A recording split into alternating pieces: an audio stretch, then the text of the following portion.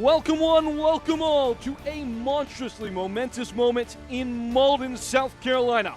We greet you from GE Vernova Park, where a day is realized years on from its inception and arrives to one of USL League One's heritage clubs, home. The Greenville Triumph come home today, and they do it embraced by a familiar foe, Forward Madison, the opponent for the occasion. As always with Ross Davenport, I'm Peyton Gallagher, and the place is effervescent, partner. It is. At last, the Greenville Triumph finally have a true place of their own after roaming around the upstate since 2019. Let's take a look back at the previous venue's legacy early. It felt a lot like home with the work the Triumph team put into that high school facility. The Paladin Stadium perhaps left a lot to be desired. Atmosphere wild, a little trip to Clemson now and again, but this is so exciting for so many in this community. I've really watched this team from day one in hope that this day here at GE Vernova Park would eventually come. And it won't be just a home for the Triumph, it's going to be a home for the entire community. The long and winding road to today walked in full by these gentlemen, Evan Lee, Tyler Polak, Brendan Fricky, two of which have played with Greenville Triumph since the very first game in the history of the league. This is a huge day for these three gentlemen.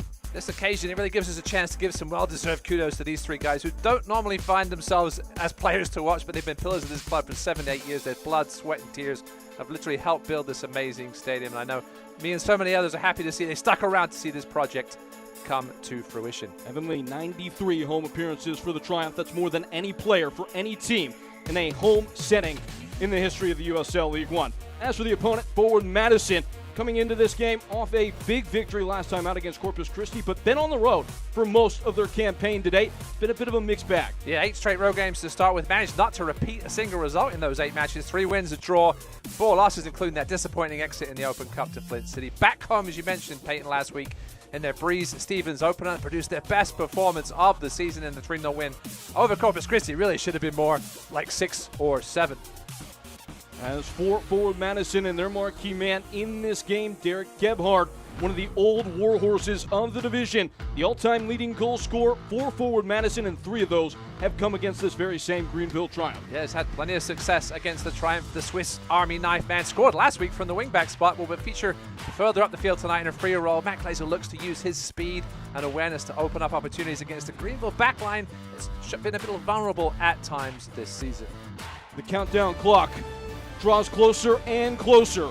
Greenville Triumph, Forward Madison, and for the very first time between the 4 lines at GE Vernova Park. All of this leading up to right now. It kicks off when we come back. Greenville and Forward Madison.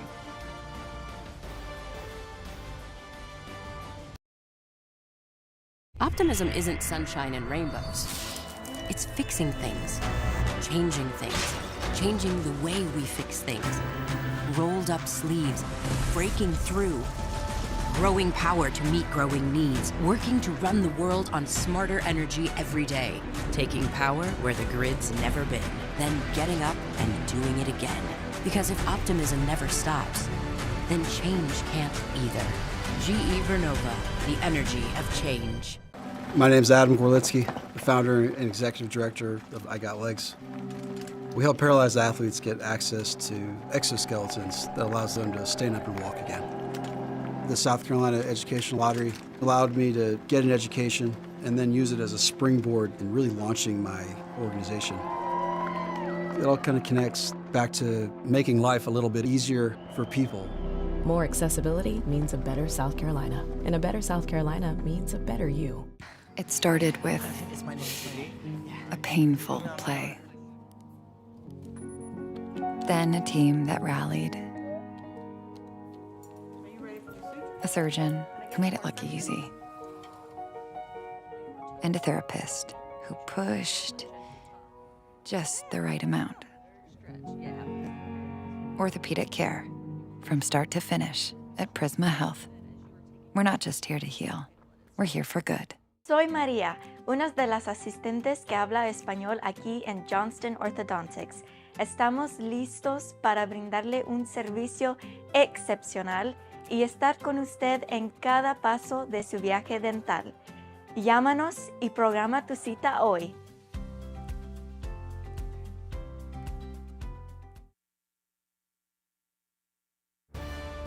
The sides on full parade in the Palace in Old Palmetto awaits. For the very first time, at GE Vernova Park. Greenville triumph at home and welcoming Forward Madison. Lineups for the two sides as this match is presented by GE Vernova. And Ross, as we start off with what Dave Dixon has picked today, the main attraction, Leo Castro gets his first start of the year up top. Yeah, Coach Dave Dixon trying to get some of the stagnant offense going. He's made 2 changes from that 2-0 loss at One Knox last Friday. Zaldiadi will likely move a little wider to try and help things out. But he has played previously Rodrigo Robles to the bench for the first time since the opening game of the season. Forward Madison, the contestant today in this venue. They will, for the 8th time this year, play on the road. Only 2 changes from that glorious win against Corpus Christi last time out. And it will be this group for Matt Glazer and co. Yep, former Birmingham Legion man Roman Torres, he returns after his red card versus Charlotte. And Gemi Kanyane came off the bench for the first time last week. He will play at left wingback. 3-0 result in the first home match of the year for Forward Madison in their last game, back on the road, ready to test themselves in what will be a cauldron of an environment. The place is a buzz as we build into this match. It will be played in front of a full fandom of what we are anticipating, forecasting will be the largest crowd to ever take in a Greenville Triumph home match, well above 4,000 spectators. Yeah, exciting stuff. That's 4,300, have a total capacity of 6,300 for certain events. Construction on the west side still continuing throughout the year, but you can see what it means to these fans here tonight. Smiles from ear to ear on a glossy day in the state of South Carolina. The center official today is Benjamin Meyer in the pink. Forward Madison Domingos. Greenville triumphantly marching into their venue today for the first time at home at GE Vernova Park. It will be Connor Evans who takes the very first touch in live competition in this building. And that will be relied heavily upon tonight to create scoring chances for this Greenville Triumph, the team that has really struggled to put the ball in the back of the net over the last month and a half.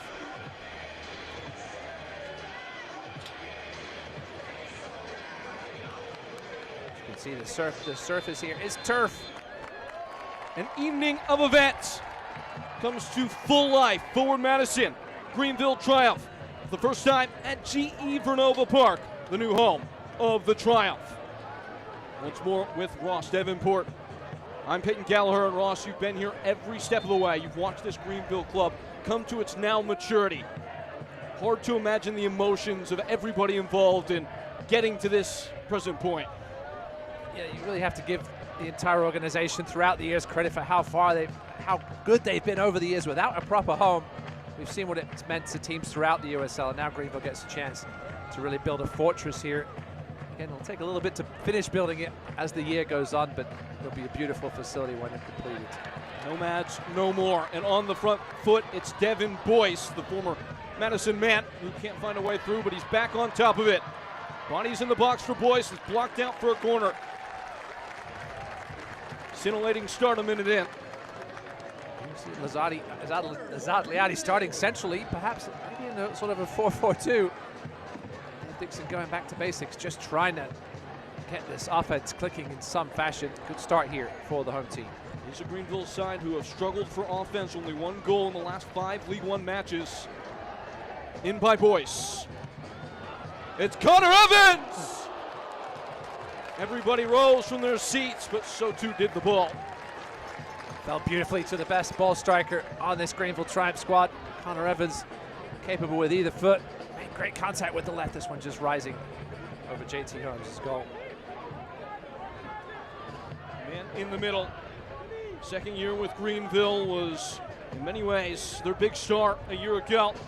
Looking to find that sharp edge in the final third this season. As for Madison, last match, their first win. After a procession of defeats in all competitions, 3 to be precise. Matt Glazer, a road-weary bunch. They have been away from home for the majority of the year, and they will be away again in the League Cup against Indy 11 at the weekend. So maybe managing this moment, especially early, important, and a good chance to maybe examine the keys to the game as you see them, partner.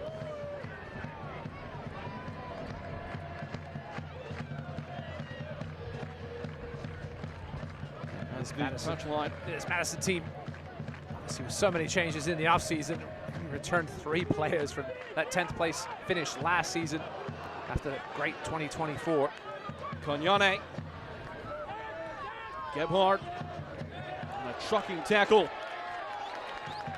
It is Devin Boyce up amongst it. A player that, in the words of his former manager, Matt Glazer, Domingos expect him to be frothing at the mouth for this opportunity against his former club. I did love that expression from Matt Glazer earlier today. Looking to prove a point, Devin Boyce. Glazer said still loves him, appreciates what he did. Just obviously a retooled squad in Madison. Part of that was letting Devin Boyce go, in Greenville certainly happy to have him back. 6 goals and 2 assists for him in his first year with Madison, and 2024 was in the All-League first team, but last year was oft injured. Fewest starts for him in a league campaign since coming to USL League One. He makes his new home, I say, but former home with Greenville, where he had spent a prior season. Former champion with Union Omaha as well. As that ball is cued out for what will be a throw. Good reception there by Kimito Fritz, who's really been an unsung hero at this right back spot. Thrust in there as a rookie, hasn't looked out of place much at all. See the Reedy River Riot back behind the goal, where they used to spend so many games at Legacy Early College giving opposing goalkeepers grief. You see Italian, they were off to the side, kind of behind where this Torres throw would be, but I always like to see the fan groups behind the goal. Lobbed in. Not a lot of space for the long throw. It was pretty well hefted by Roman Torres, and it's going to end up out of play over the end line for a goal kick. And now we take a look at the keys to the game, Ross. That's for Greenville. Listen, it's going to be an emotional evening. They still have to remember what they're here for. That's to play soccer. Hopefully the crowd will keep them pumped up. They've got to stay level, especially if they give up a goal early, which is Madison's key. They're going to want to continue their offensive form from that Corpus Christi game where they were absolutely all over the men from Texas. Could have scored 6 or 7 times in that game. If they can get that early goal tonight and quiet this crowd a little bit, force Greenville to come out of their mid-block slightly, it'll open things up for the likes of Gebhardt and Manor. By Acumen IT. That's a well-made point by you, just regarding the quick start fashion that forward Madison will be after. It will be a tall order. Greenville are one of only 2 teams yet to allow a goal in the first 15 minutes of a match this year in the league. First halves have not been kind on the offensive end for Greenville. It's taken them sometimes 50, 60 minutes to really get things going until they give up a goal, and then they start to get a little braver. Gotta go forward tonight first. There's a man that can do that. Tucked in dangerously there for a moment. There's Assad Liati, who was off and running, and now it finds the feet of Leo Castro. An all-time leading goal scorer for Greenville. 15 of those goals have come at home throughout his league career. Again, making his first start of the season, Leo Castro. Played more than half an hour in any league fixture in 2026.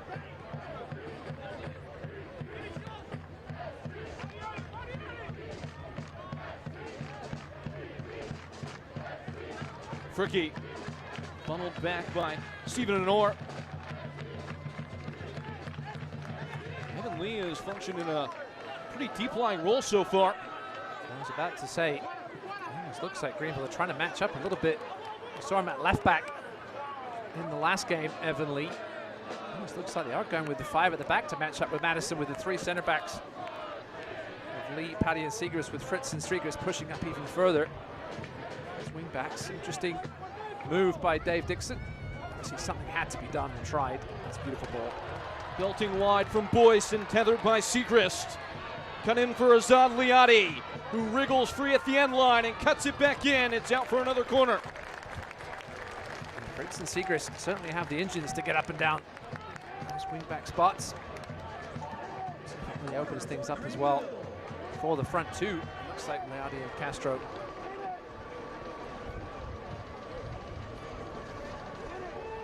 Certain stir falls over the place. He lost the ball. Devin Boyce looking for it. He's got one. Again, the fans are right on top of you. I was going to say, there's not many places the ball can go, except maybe over the entire stands. Only a couple paces for Devin Boyce, and to that point, he plays it short. Swung in and smuggled away by forward Madison. It stays on.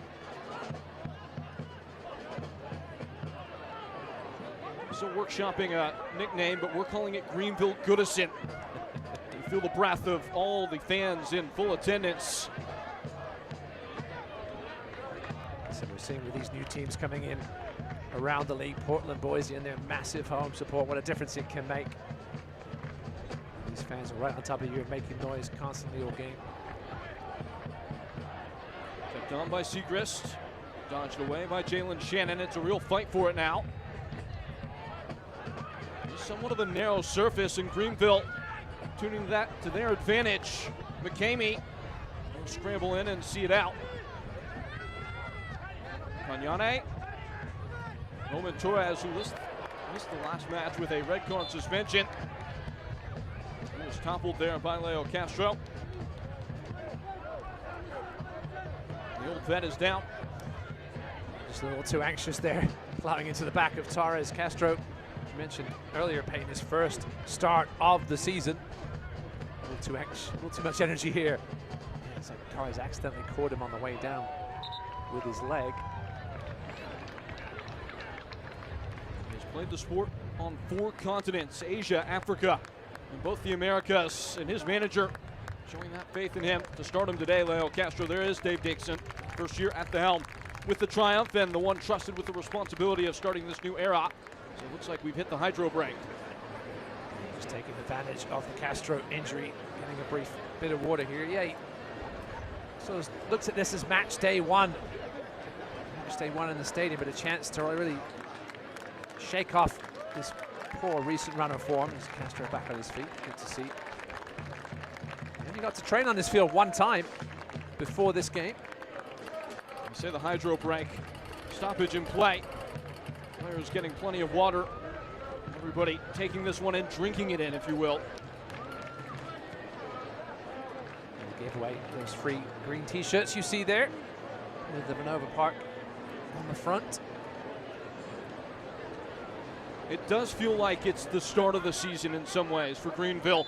Been a bit of a choppy ride to this point in the year, but everybody has been building up for this moment, knowing full well that when it came, it would probably change the emotional tenor, whatever was going on in the campaign. It's been a bright start here for the home team. Madison threatening now, though. Kanyane arriving. McCamey. Roman Torres. Fully tidied up. Evan Lee forces it straight into the grandstand. So the negative is being so close to the field, you've got to be on your toes in case this ball's smashed into the stands like that one. What do you think they're saying right now? I'm just glad nobody got their head in the way of that one. They drum on nonetheless.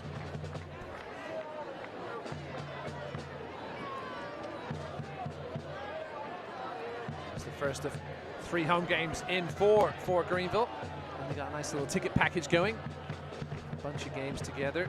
We'll host Loudon here next Wednesday in the Cup, and then Navy Alta on June 20th. The trip, very winnable trip to struggling Westchester in between those 2 games. And the Greenville have already beaten this year. Their pair of results coming at Stone Stadium on the campus of Furman University. This is Stephen Honor, around by Evan Lee. Dangerously plays it back to his goalkeeper and has forfeited a corner. This could be a big point of contention. And a cheap instance to give away for Greenville against the side and forward Madison that have already scored 5 corner kick goals this year. A threat from this set piece. Stephen Honor, his pace is going to cause this, what looks like a back 3, some trouble tonight. Jackson Castro over the ball, coming off what is arguably his best game in his first year with forward Madison. Had an assist against Corpus Christi. Back post ball, just about beaten out by the goalkeeper all night. A player that's been under some consternation from his manager, Dave Dixon. Just felt like the performance has just been a little bit erratic from him all night this year. He's been showing off his usual good shot-stopping ability, but there seems to be some mental mistakes leaking in, especially in the last couple of games. We need him tonight, I think, in the way this Madison team can get forward in this final third and cause you trouble. Colin McCamey. Twist away there was Castro.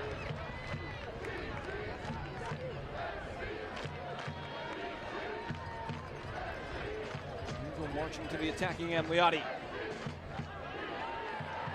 Shuffled forward, Evans, Liotti in full combination now. Azad Liotti, boys, Azad Liotti scores!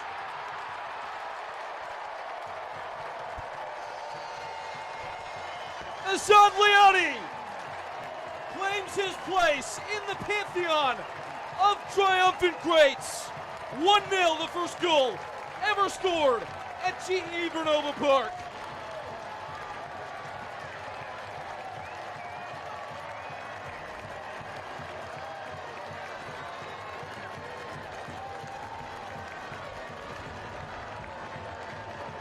This man brought in this offseason to score goals. We talked about him earlier, coming in off that left side. Lovely little 1-2 with boys.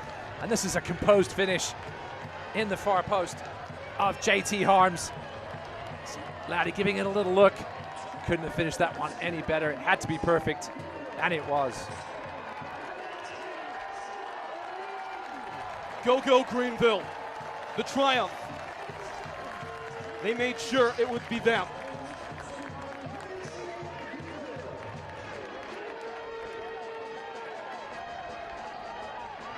Triumph to this point in the year, partner with the only team in the league yet to score in a moment of that kind of substance and real consequence.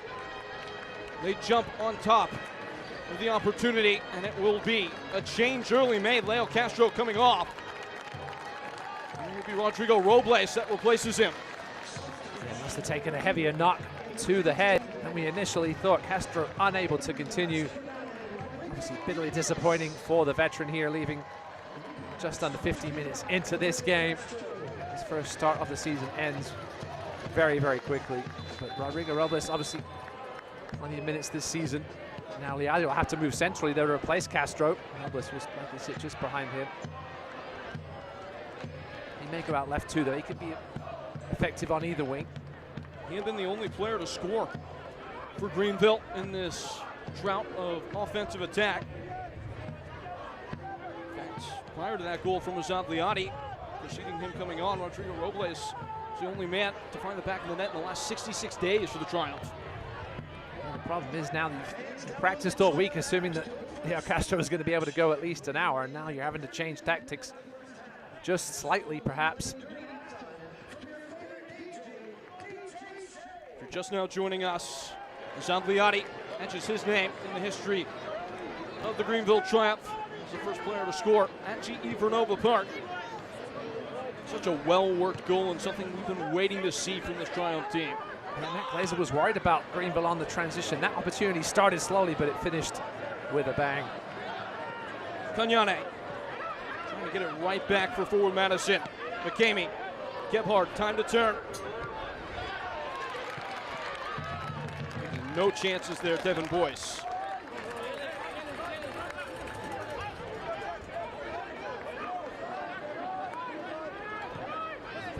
Loss for Castro, also the aerial threat that he provides for Greenville on the set pieces coming in from either Boyce or Evans. Now he's not short himself, but Castro is such a wizard with his noggin. Dummied away by Gebhardt. It's Claudel Ngubu. Scored his first professional goal last time out against Corpus Christi. Really flush free in by Kanyane. A little bit late to make up his mind. Wasn't all night. Does just about cleanly catch it. Good claim by Amal Knight. It did take a little while, Payton, as you mentioned, but once he went and stayed and got it. Claimed by the keeper, looking to get some confidence back. Two disappointing goals against Knoxville. We know what Amal Knight is capable of when he's on his game. Pressured out of touch by Jackson Castro. So how do you see that goal changing the game? Oh man, I think obviously it gives Greenville that confidence, even though that substitution will knock things back a little bit. I don't think it changes anything for Madison just yet. A little too early to get out of their game plan. Going to get on the ball though. They've hardly seen it much here in these first 18 minutes or so. On the fingertips of Camilo Fritz. At least in the final third. Madison with 60% possession. Most of them in the central third.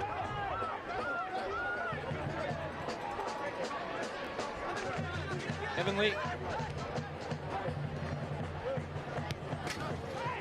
Oops. Smashed along by Devin Boyce. First advertising hoarding casualty.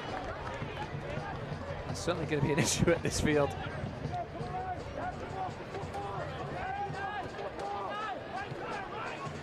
Prince Tires USL Cup Game Day Kit Sweepstakes for your chance to win a prize pack worth up to $2,000. Scan the QR code on your screen to enter today. Of course, that will be the destination at competition for both these teams.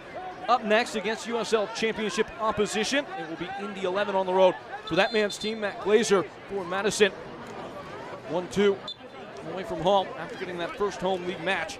And a couple home matches for them. They'll look forward to that. On the other side of things, Greenville next Wednesday we'll see Loudoun United. Again, that is the Prince Tires USL Cup. Yeah, we talked to Dave Dixon a bit about that cup match. Obviously a dead rubber for, well, just for Greenville. They're obviously not playing for anything at the moment in that cup competition. He said we got a lot of guys at minutes. He mentioned Chapa Herrera, obviously coming off that injury. He's barely left the field since getting healthy.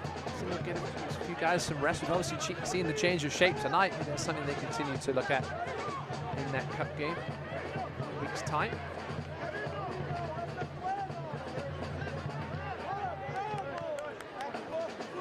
Colin McKamey.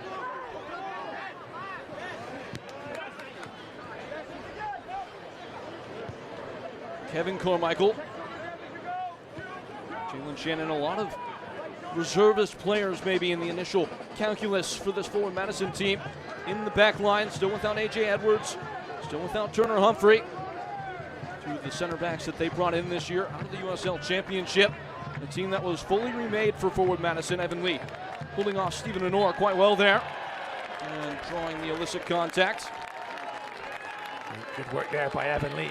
Looked for a second as though he might get outpaced by Honor, but Lee with a couple of big strides to get his body between him and the Madison forward.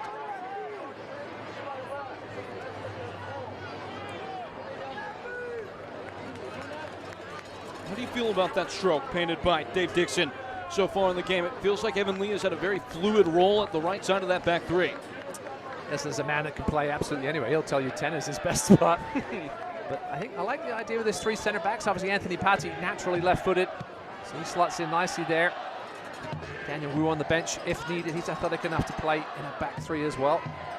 Gets Fritz and Segrist up the field. We've seen Segrist play at midfield as well this season already. Vinny Carniane swashbuckling away and testing the speed of Honor, who finds himself free. It's him and the keeper, and doing quite well there was Amal Knight. Keeps it out, keeps it 1-0. Forward Madison still on the front foot.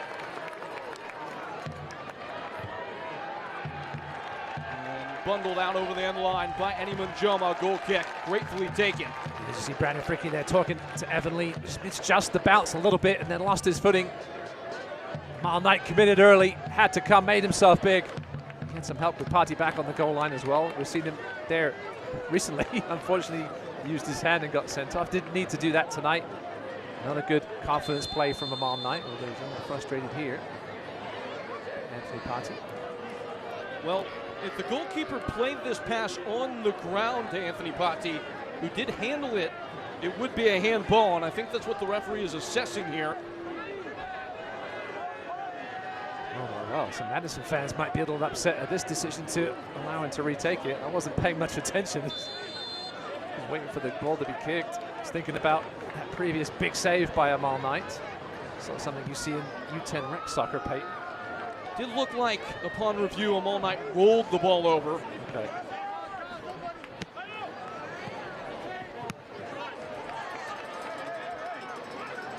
Up for grabs, taken so softly by Rodrigo Robles, just poked it straight out of the air, and here's the goal scorer, Liati. And scuttled away for forward Madison. It's a throw-in for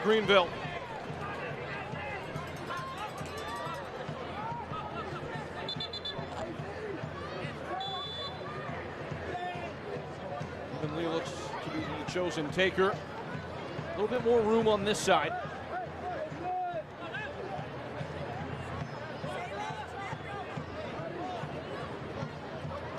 Chested down by Zongliati. Devin Boyce providing pursuits. Sent back from whence it came. Still plenty of work to do on the stadium. We see the piles of bricks and pavers back there behind JT Harms' goal. The scoreboard is finished. It looks beautiful. I've got 2 balls in the field at the moment. We may see a chance to see the scoreboard down the left side there. Earlier, got that thing going a couple of days ago.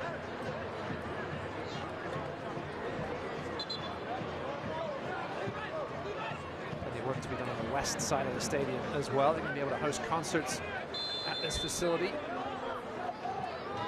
Here is the Bridgeway Station Retail Park's distinctive European-inspired architecture. Not a lot of stadiums look like this these days. It is a real testament to the kind of craftsmanship. As that ball could use some of that.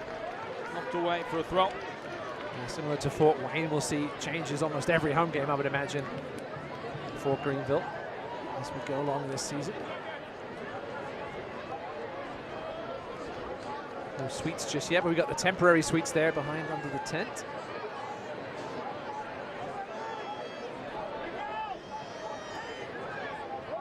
This is Rodrigo Robles. Golfed in by Segrist. Nobody's home at the back stick. Madison hope to phase into the attack with Shannon. On the 1-2. This is an area where Greenville are hoping to improve. That press has been easy to poke through for opposition so far, and that proved the case once more for forward Madison.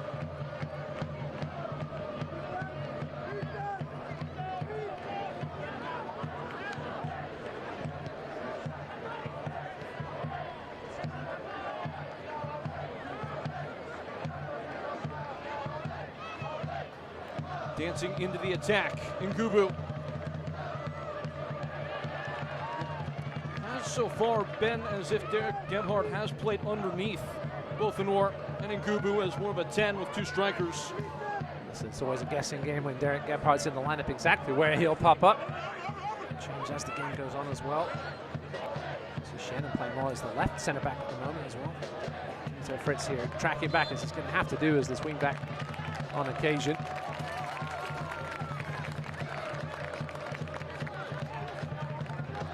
Don't miss your next chance to see your Greenville Triumph in action here at home at GE Vernova Park. Tuesday, June 10th, 7 p.m. Triumph take on Loudoun United FC, USL Brinks Tire Cup matchup. Your tickets by visiting GreenvilleTriumphTix.com. We'll see you back here at GE Vernova Park again. That is on June 10th.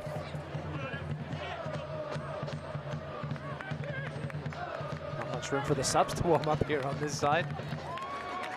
Go down the end. Just joining us, Greenville already used 1 sub tonight. Lost Leo Castro to what appeared to be a head injury. Keep that in mind as we get into the second half. Dave Dixon not one to use all of his 5 subs. In fact, they're the only team in the division yet to use all 5 substitutes in a game to this point in the year. Greenville, look at that one, you will, and you can probably factor in some of the injuries that Greenville have had to come through. Part of that equation as Madison trying to fashion a way forward.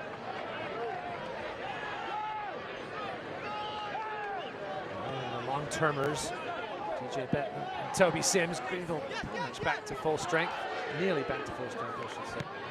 Still waiting on Deshane Beckford to get fully fit, who's shown pretty brightly in the early going. I mentioned the nature of his injury. We haven't seen Ivan Ajakwa for a while either. Also not mentioned as an injured player. He's just out of favor at the moment with Dave Dixon. Shane Bubb and Toby Sims seem to be getting close to returning as well, both dealing with long-term injuries. Jason Brogy on the bench tonight. Just seeing his first action on Friday night. Having tackle there from Devin Boyce. Dave Dixon was pretty impressed with Brogy. He said he brought some life. He said he wanted the ball, trying to be forward-thinking. He created pretty much only the second chance of the game when he served the ball to that man, Nizar Liadi. He was called for the foul. Still building his fitness is Brogy. Probably 20 to 30 minute guy at the moment. We'll see if we see him tonight. See the cup game as well next week. Maybe a bit more action in that one. Champion with the Pittsburgh Riverhounds in the USL Championship last year. And it looks like Kevin Carmichael is ailing. There isn't a lot of depth to call upon. As we mentioned earlier, already two of the projected starters unavailable for Matt Glazer at center back.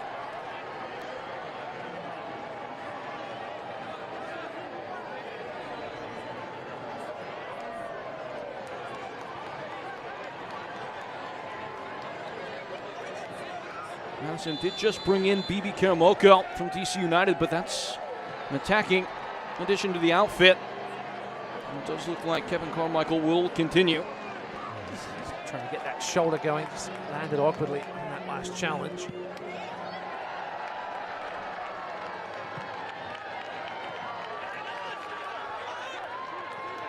Snatched up by Boyce, given away by Fritz, but he's able to untangle himself. Looped into the middle in the direction of Robles. Greenville winning the fight for every second ball. And breezing to the wide side, Segrist has lost it. And Munjoma pouncing.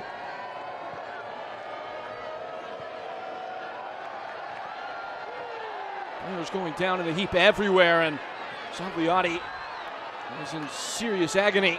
For Madison have every imperative to go forward regardless of the status of the Greenville player. Clutching his knee. Banged in a twist. At least we hope that's what it was. Who has missed plenty of time with injury in his career.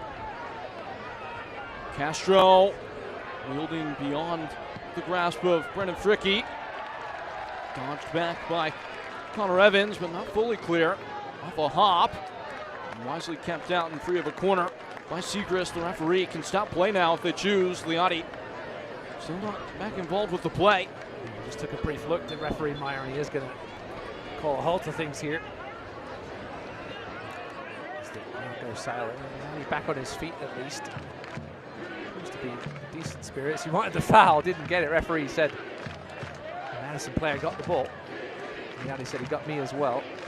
I'm not sure if he got any of the ball there. I'm not sure how much contact there was either. He's back on his feet and looking okay. Takes a dangerous skip up inside the 6, but is handled by him all night. Triumph fans, this one's for you. Before or after the match, swing by Bridgeway Brewing Company, their local sports bar and hangout spot. Catch the action on 15 TVs. Enjoy great food, craft beer, and all the merriment as you can take in Greenville Triumph games there with your crew. Open 7 days a week. Just a place to keep the match day energy going. Proud supporters of the Greenville Triumph Eat Drink Bowl. Stay for a while. It's a great spot to watch a particular tournament that's coming up in 10 days or so. What tournament is that? It might be that World Cup. Oh yeah. Some folks have been mentioning. So we will see some USL players in action. Very true. In that World Cup. It's always a good reason to tune in if your favorite team is not playing. Referee Meyer hearing it from the fans again here at Geneva Park. Not liking that decision either. Benjamin Meyer is the center official. Alex Adkins, Andrew Cheron on the linos today. MJ Tahini is the fourth official. Hearing from him in just about 15 minutes.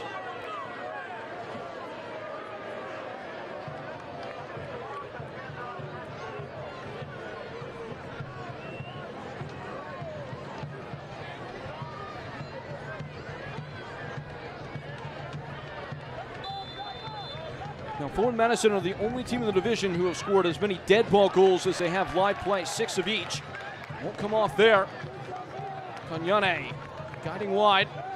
Evan Boyce up for the tackle again, as is Assad Liotti, who takes it into play for a throw.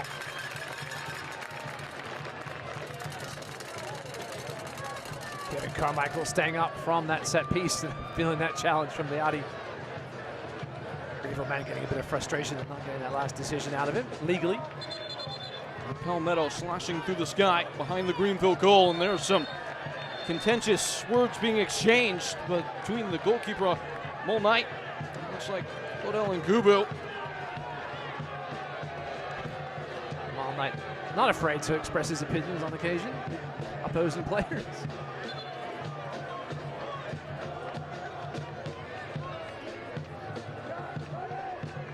Referee will just scold both players.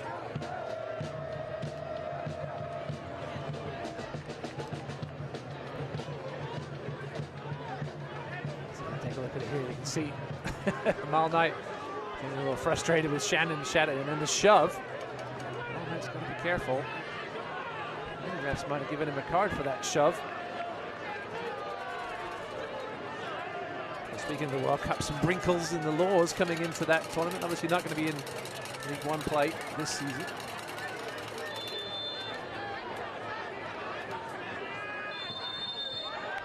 Before anything can transpire, the referee will deaden things. Shannon again, yeah. It's always funny when you get warned and then you know where the referee's looking on this next ball in and you still commit the foul. Turn to the CBS Sports Network on Wednesday, June 10th for a USL Eastern Conference Championship clash under the lights. Tampa Bay Rowdies defend their home turf against a battle-tested Charleston Battery. That's at 7 p.m. Eastern. Catch all the action on the CBS Sports Network, June 10th. Of course, Dom Casciato doing USL League One proud. Plenty of former USL League One graduates as part of that unbeaten Tampa Bay Rowdies team in the USL Championship. There were some eyebrows raised when he left Omaha, when he did.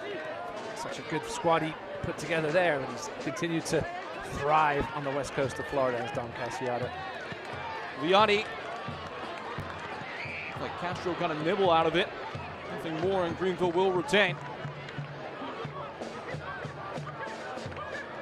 2 shots on target combined with 10 minutes to go here left in the first half. It's been a bit of a stop-start affair over the last 15 minutes or so.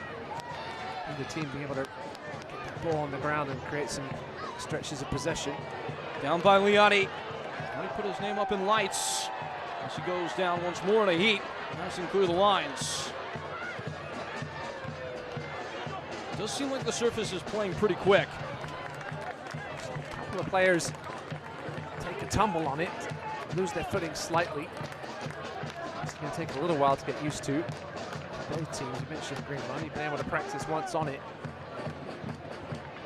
With everything going on in the job to get this place ready. I'm sure they'll see more of it here over the next few weeks. You see his turf does have the cork chippings, we'll call it, rather than the tire. That's what the official term is, chippings? I don't know if that's a word I just made up. Chips? That's something we eat.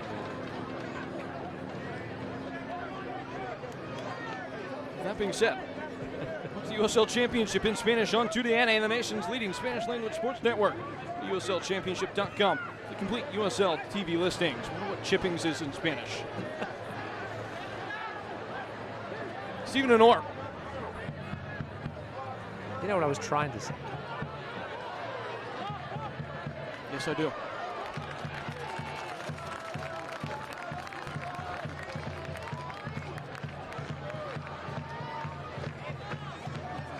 First game at GE Vernova Park, Greenville, a goal to the good by way of Azad Liati.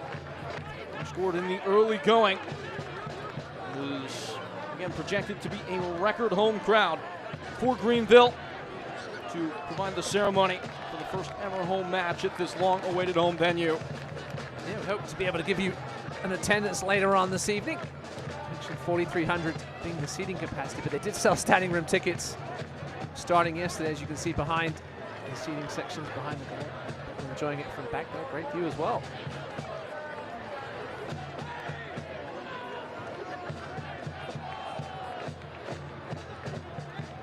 Forward Madison starting to turn up the heat a little bit.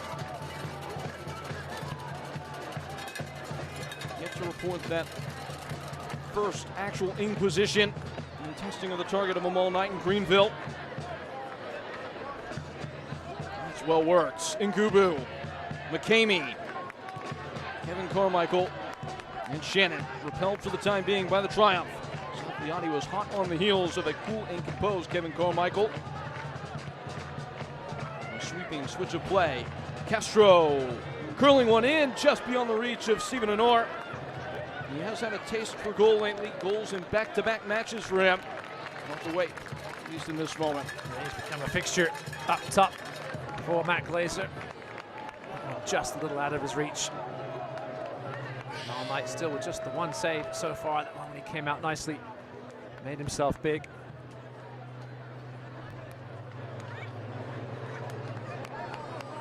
.09 XG between these two so far.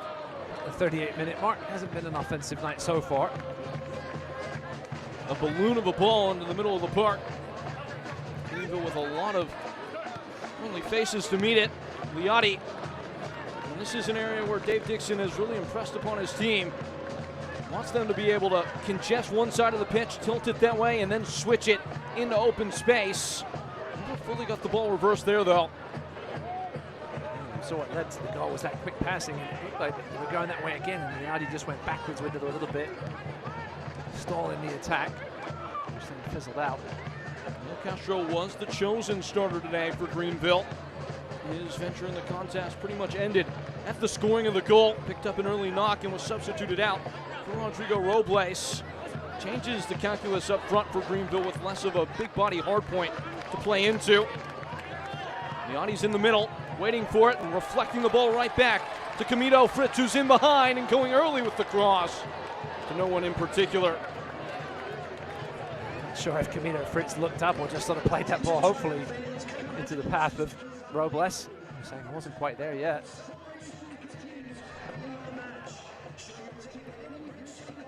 Don't miss your chance to rep the Greenville Triumph with our latest merchandise. Head to www.shopgreenvilletriumph.com. You're up with the latest official merch, from kits and scarves to hats and more. Whether you're cheering in the stands or watching at home, show everyone who you support. Get your merch today and wear your green with pride. A score update from the other game going on tonight. 3-0 Charlotte Independence at Naples. Sadie, Maru, and Alvarez in the first 40 minutes there. Things not looking good in Florida for the West Coast boys. Speaking of World Cups, Webu Maru, having formerly played in one as well. The Charlotte team has been the toast of the league in many of the offensive respects. Fort Madison will be all too familiar with that. The team that beat them last time they were on the road to the tune of a 3-1 result. Here's Derek Gebhardt. Shimmied himself free and had every avenue towards goal, but hit it straight at him all night. The first nice little bit of combination play we've seen tonight. Gebhardt left far too wide open. Fricky came over to pay attention, had to be careful not to commit too much. And Gebhardt's effort in the end was tame and right at them all night. It's more like it though from Madison. So you want to see Gebhardt popping up in those channels, in those tight spaces. He can operate so well. Both teams have shown a penchant for the flair and the interplay, as a loose touch from him all night has pressed Evan Lee into a bit of a corner.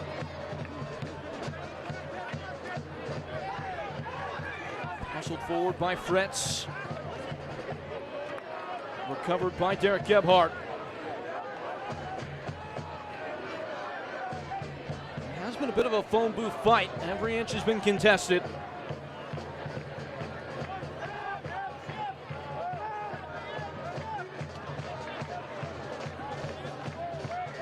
Dixon's plan has worked so far, matching up well.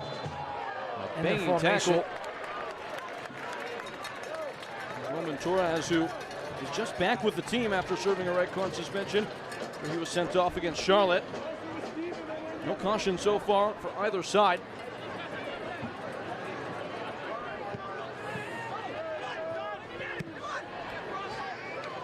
Heaved ahead by Evan Lee. Fritz on the second ball. Chapo Herrera, time and space. Gotta think about it. Now wide for Devin Boyce, who goes first time. Asad Liotti down and out. He rose. He was the only one who rose. Had a clean look at goal. Good work by Camilo Fritz, pinching in from that right wing-back spot. That opened things up for Devin Boyce. It was a well-struck first-time cross, perhaps a little too much pace for Liotti to be able to direct it on goal.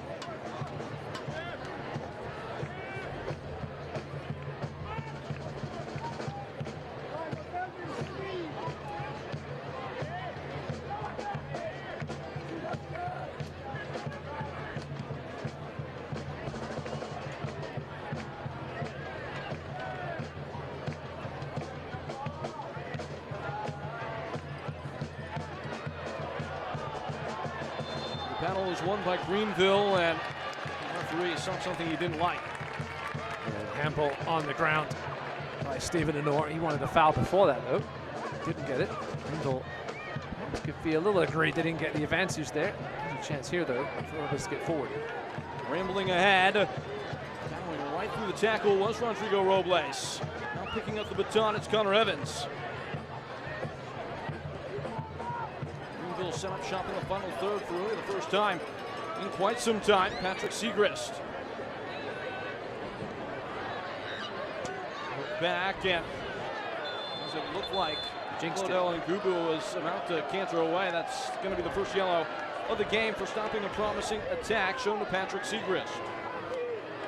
Commentator's curse. It was a good foul by Segrist, though. He lost possession.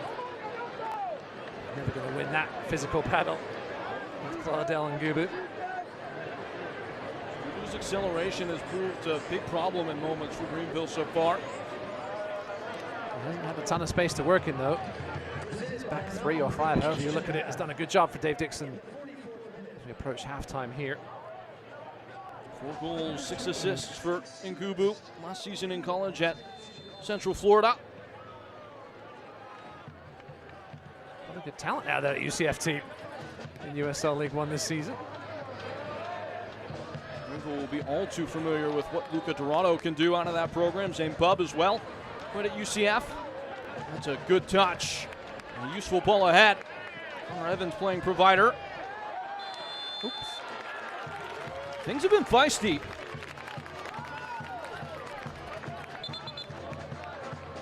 Referee Mayer may have to have a word.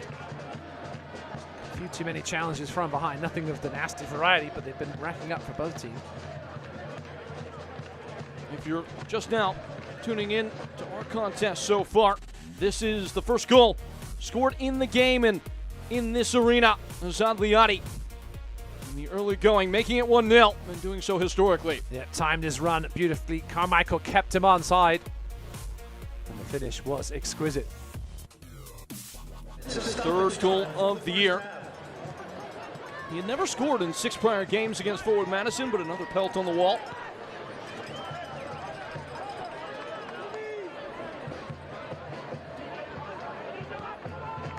Into 2 minutes of stoppage time.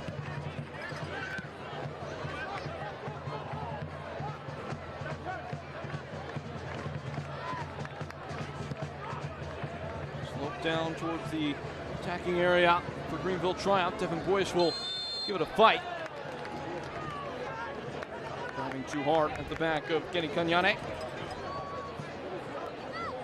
Kanyane's boot. He's got it back on now. It hasn't been the prettiest of first halves. The goal was certainly pretty. All night with a big save. The only shot on target for Greenville in this first half was the goal. JT Holmes hasn't had a whole lot to do. Oh, that's lovely. Robles rocking it ahead for Devin Boyce. Now, just these flourishes from the Triumph with the ball.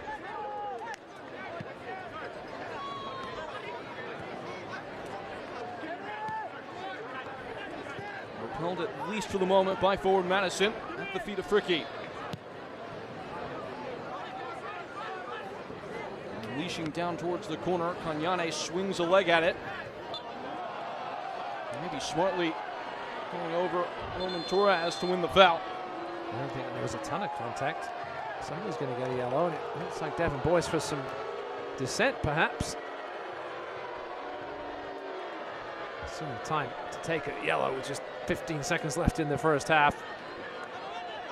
Certainly was perhaps a little bit of a soft foul. Wasn't much contact, but Torres went down like he'd been shot from behind. Maybe Devin Boyce with just a 1 or 2 words to Mr. Mayer on the way by. Referee was right there to assess the foul.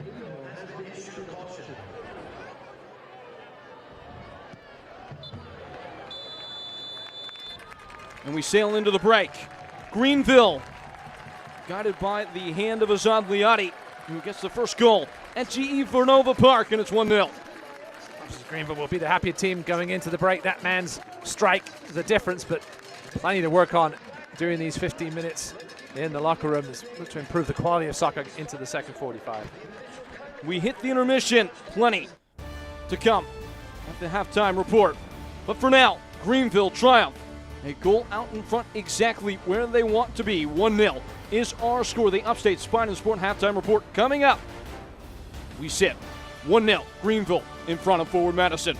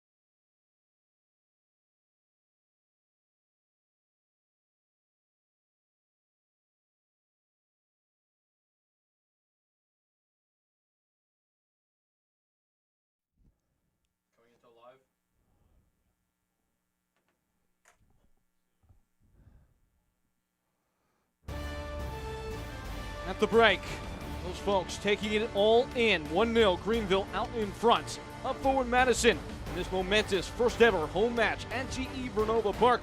The Upstate Spine and Sport halftime report with Ross Davenport. I'm Peyton Keller. The team of the week from the division from the week that was, and a lot of Forward Madison players present.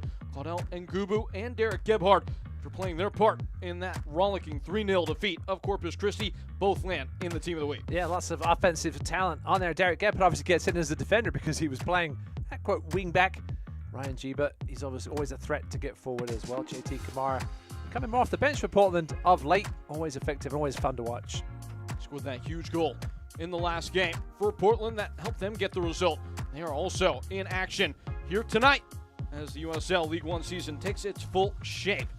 As for a better look at the happenings in and around division at this point in the year, the experience visits with AC Boise and all the things happening in the state of Idaho with the game of soccer. Take a look.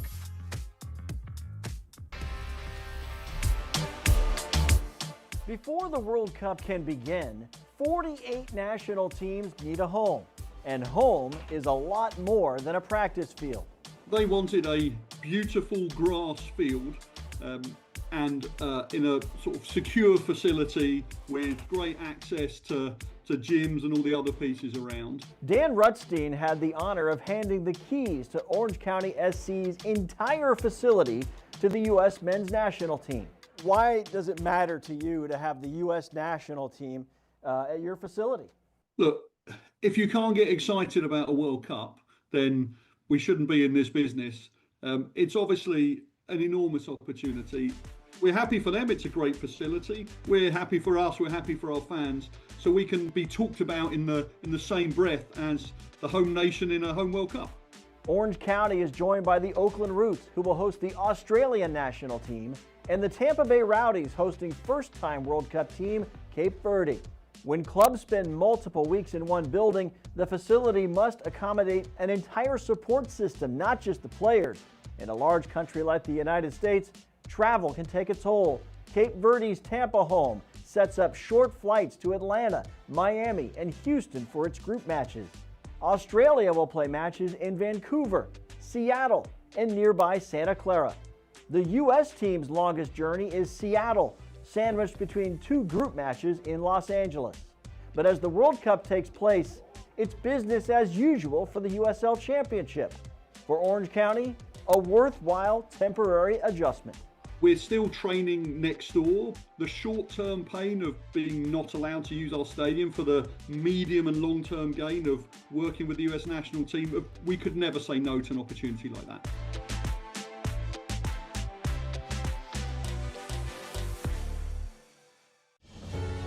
I think Idahoans have been clamoring for something that is theirs.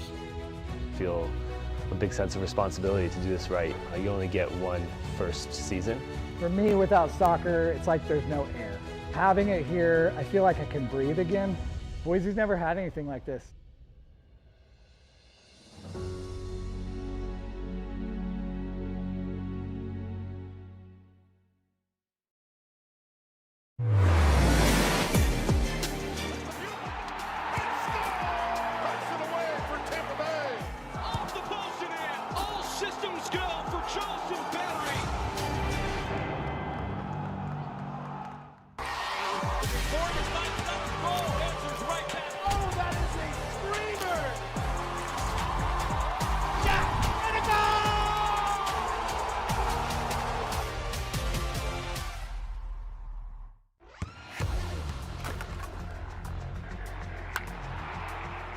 We all have goals.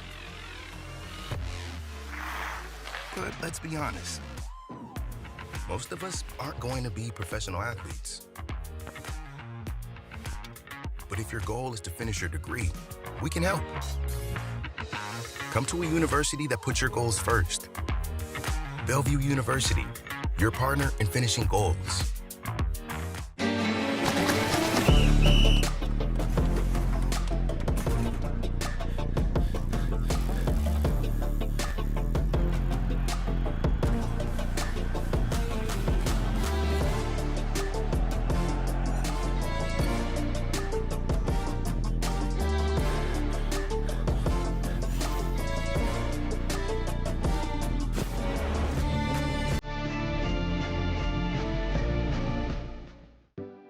Pain doesn't care who you are or why you hurt, but pain can be mastered if you know the way.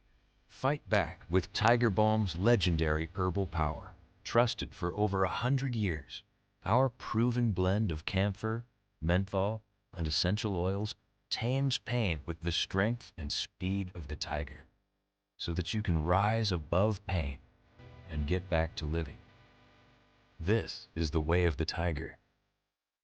Optimism isn't sunshine and rainbows. It's fixing things, changing things, changing the way we fix things. Rolled up sleeves, breaking through, growing power to meet growing needs, working to run the world on smarter energy every day, taking power where the grid's never been, then getting up and doing it again. Because if optimism never stops, then change can't either. GE Vernova, the energy of change. 1-0 in our game as the sun sinks behind all the architecture here in Malden, South Carolina. Greenville have modeled themselves 1 goal to the good as we break everything down in this upstate spine and sport. Halftime report elsewhere in the division. Other games popping off in full form, and for Charlotte Independence, this is the most recent of a procession of goals for them against FC Naples, and making a loud statement, especially with this one from Luis Alvarez. It's 3-0 there. You can't give that man that much space. Luis Alvarez with the second assist of the night for Christopher Jaime on that goal. Running away with it in the first half. Charlotte. Corpus Christi were hit hard by forward Madison in their last game. Over the course of last weekend, they will be in action, still trying to find their first ever league victory, what is now the longest such streak without one, for an expansion club against Portland Hearts of Pine. Yeah, we'll see if Eamon Zai's men can get things going there tonight. Greenville, this is what they've got coming up, and as we've talked about, the USL League Cup comes to town Loudoun United will be the next contestant to test themselves in GE Vernova Park. Again, that's next Wednesday. Yeah, a chance for Dave Dixon to tinker with things a little bit, perhaps, to see how the second half goes tonight. That winnable game at Westchester and AV Alta. They've been on a nice little undefeated run. They'll provide a challenge for the Triumph on June 20th. Greenville trying to fill their sails and try and get back amongst the wins, above that playoff line. As for forward Madison, it's away to Indy 11, and then they will look forward to a couple of nights in their own beds. Yeah, Boise obviously on a bit of a skid. Certainly a winnable game for Madison as they look to continue to get the momentum going with this retooled squad coming into this season. Fort Wayne certainly one of the surprises of this 2026 USL League One campaign so far with how well they've played. Flamingos trying to find themselves and stack together a couple of results. We set to step aside now as we are at the half, drawing closer and closer to half number 2 between Greenville Triumph and forward Madison. It is halftime in League One. Second half still to come. I'm Dan Lucas inside the USL studio with a look at some of the League One headlines. If you are watching the Greenville Triumph match against forward Madison, you're getting good looks at the newest stadium in League One, GE Vernova Park, finally making its long-awaited debut tonight. More than 4,000 tickets give Greenville a sellout in what is their 5th home match of the regular season. Sarasota Paradise handed AC Boise a 2-0 loss at home, then followed that up with a 2-1 home victory over the New York Cosmos. A 6-point week for Sarasota, who now has 4 victories on the season and has climbed within a point of the playoff line in League One. Young players starting to earn more and more playing time in League One and the USL Championship. How about Santiago Higuereta from AV Alta scored his first professional goal in Week 12 and his second ever appearance for the club. At 17 years and 249 days old, Higuereta is the youngest goal scorer in AV Alta history, and he beats out Vigo Ortiz of Charlotte Independence by 43 days for the League One youngest scorer this year. He's also the 4th youngest player to score a goal for an independent club in League One history. Upcoming national spotlight games next Wednesday: Tampa Bay Rowdies and Charleston Battery on CBS Sports Network, forward Madison and Fort Wayne on the 17th on ESPN2, then Las Vegas and Orange County on CBS Sports Network. This is the USL Halftime Update. Let's get you back out to your match.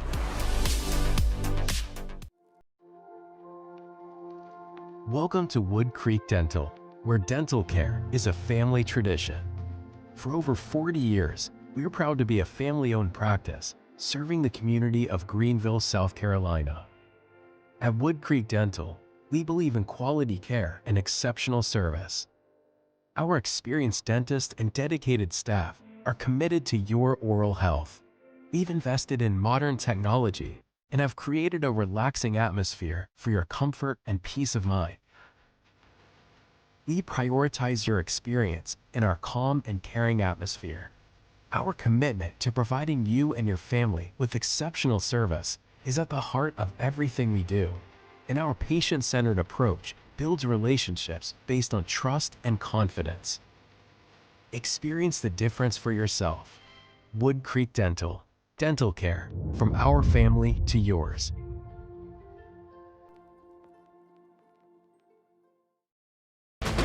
Your family's safety starts with knowing that severe weather is coming. Early and accurately, right at rush hour. The Fox Carolina First Alert Weather Team prepares you when and where to expect storms, what to do next. FIFA World Cup is on Fox Carolina. Carolina Panthers, Atlanta Braves, Charlotte Hornets, Carolina Hurricanes, Greenville Drive, Greenville Triumph, Greenville Swamp Rabbits, and more. They all play here. Palmetto Sports and Entertainment, Channel 21.2 with antenna, Spectrum 703. Bueno, soy colombiana, de Medellín específicamente. Todos los televisores están en la calle, están por fuera, la gente con sus camisas, pintadas las caras y con la alegría, por supuesto, de que este mundial, la Copa, llegue, por supuesto, a Colombia. Highlights from an explosive first half shared between Greenville Triumph and forward Madison. With Ross Davenport, I'm Peyton Gallagher, and this would be Azad Liadi. Yeah, 14th minute. Nice little interaction here between Boyce and Liadi. Kept running through, got the ball he wanted. First touch let him down a little bit, but the second one didn't. Beautiful left-footed finish inside the far post. First goal in stadium history. the 21st minute, we always had an equalizer from the visitors. Brandon Fricky misjudged the bounce off this new surface.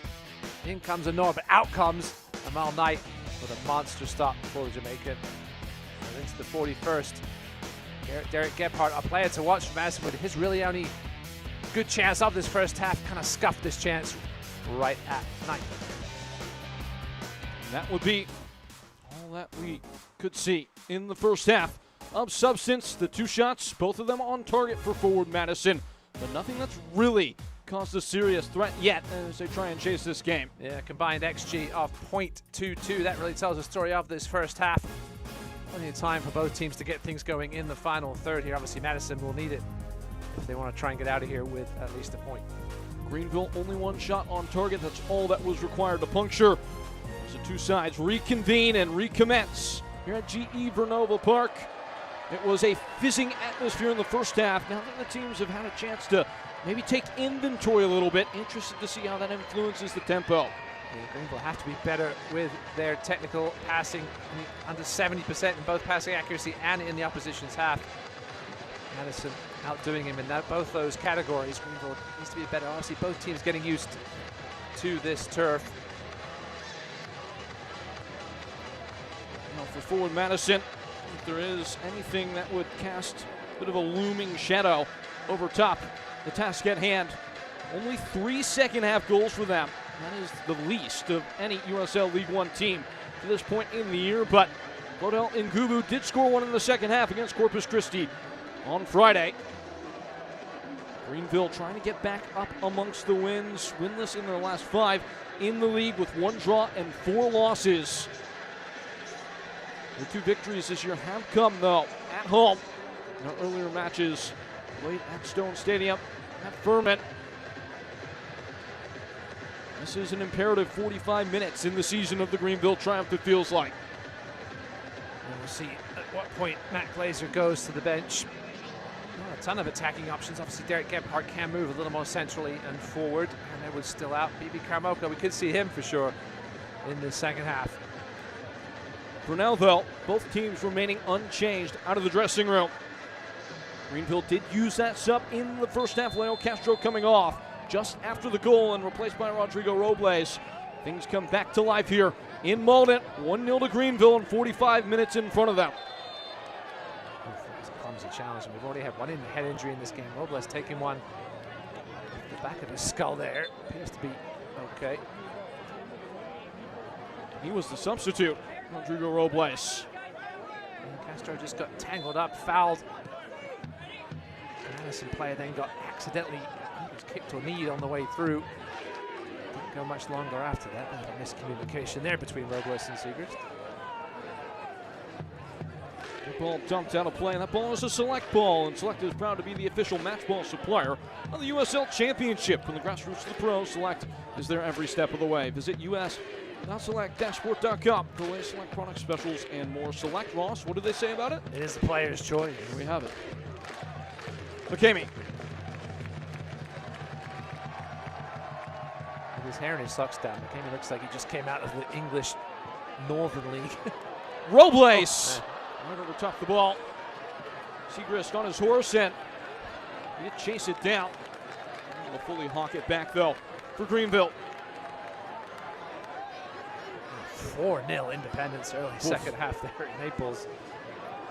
Midweek disaster for the Floridians.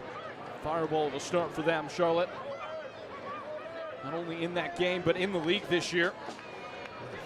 A bunch of losses now racking up for Naples.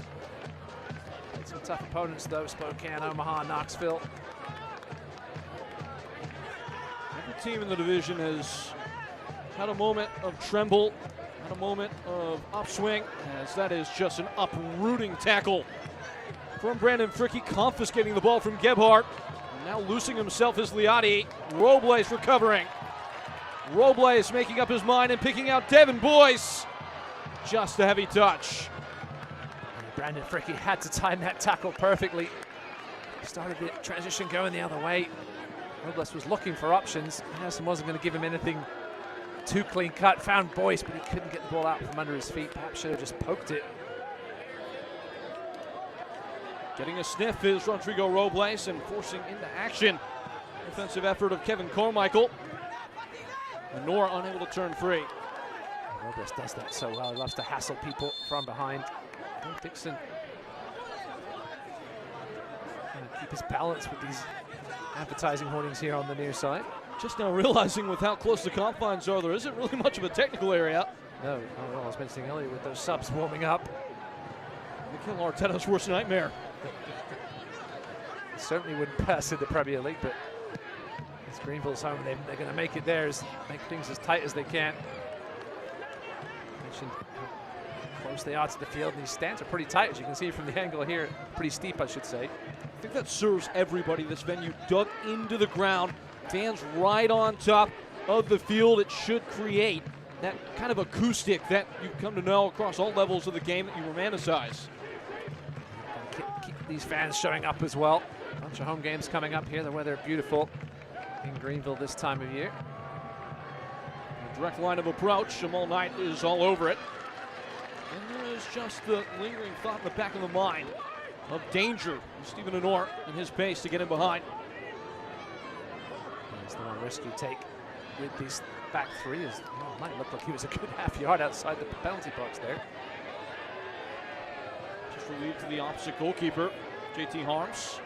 Only had one save in the clean sheet last time out. He's had nothing to do so far in this one.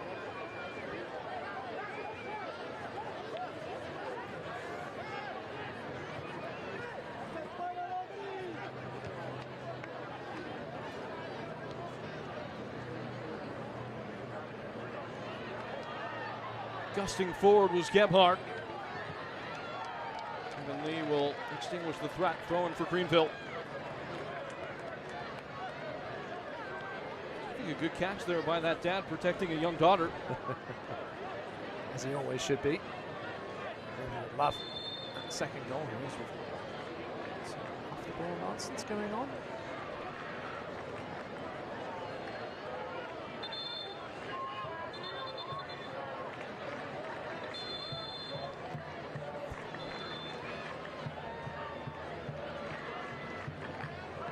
The head of Roman Torres. It has been claustrophobic. The team has been able to really find that way to pry open space on this pitch. You mentioned the fans being on top of the players. The players have been on top of the players through 50 minutes. It's been a good job defending by both sides, not allowing anything. Just one goal by Greenville would certainly perhaps open things up. Staggering skill there by Stephen Honor. For Madison forcefully forward. Nkubu. Running impacts for the triumph, and he's taken up by Boyce, nearly given away by Liati. Who's going to fight through the chaos? Manjoma is lost out to Segrist. Patrick Segrist working wide. Rodrigo Robles on the roulettes. Devin Boyce now darting in. Looked like it came off of Karaman, maybe an inquiry as to whether or not it hit the arm of McCamey. Doesn't look like many of the Greenville players are protesting. One of the biggest things with turf, especially new turf, is sort of gauging the roll. We've seen now, just in this second half, twice Greenville players misjudging the pace of it and it getting stuck under their feet. Boyce in that situation. Good job by Segrist getting forward from that left wing back spot though, leading the line. Fumbling touch from Chapa Herrera, but he retains. Calls his own number and hurls it over goal, just narrowly so. Something to keep the crowd spirits up. See their reaction to that one. We haven't had too many long distance efforts tonight. That's perhaps the second one for Greenville. Not far over either from Harms.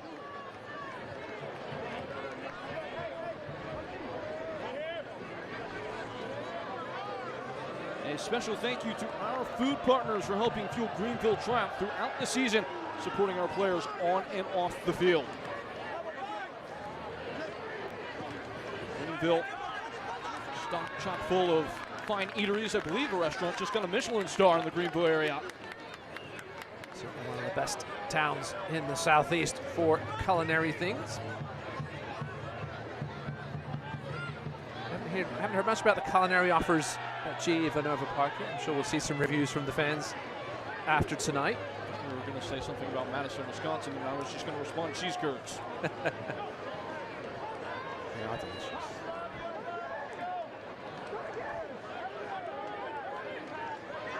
Loose touch from Castro, rolling into the path of Leotti, who waited on it. And that's probably a wise foul from Roman Torres, as there's blood in the water. Yeah, Torres was not going to let Azar Leotti turn and get a run at his back line. First time tonight we've seen Roman Torres involved in a collision. Still just the one card to Patrick Segrist. Excuse me, there was a second one. The boys late in that first half for Madison so far. It will belong to Connor Evans, who is the leader in terms of chances created this year for the Triumph with 20. If they can extend this lead just beneath an hour played, Greenville will know they're in the catbird seat. Thor and Madison have never won a league game at Greenville Triumph. 4 draws and 4 losses, and with a doubling of the advantage, it would certainly seem like Greenville were well on their way to extending that streak. Looking for the second ball here. It was aimed towards Potty. It will come out of play off of it. Looked like forward Madison last. It seems that Greenville will have a set piece.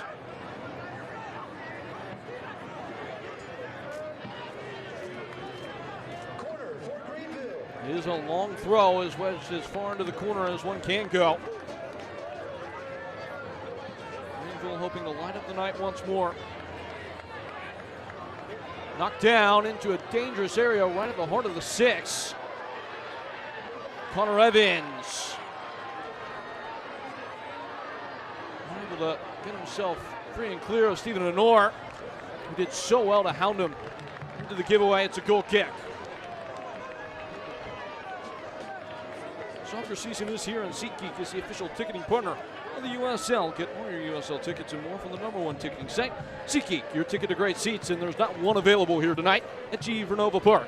Standing room only. You can see them at the top of every side of this ground. Folks enjoying the merriment, milling around the concourse and getting a full canvas of the arena. You do love that it has that open concept wraparound concourse that allows fans to really experience the full breadth and width of the park. If you don't like your point of view, change it. Do that with that standing room only seat. It's a light challenge from Zaniati, perhaps. That's going to put him in the book. Just raked across the back of Kenny Kanyane, and correct, a yellow card.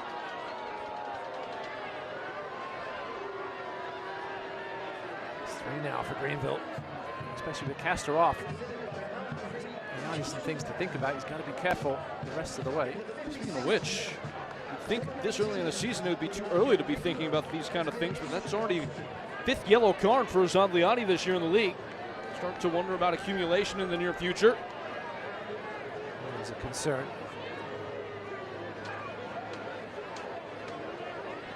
The first suspension comes at 8, if I'm not correct. Correct. I think 5 is a fine these days. It used to be 5 and you get a suspension back in the day.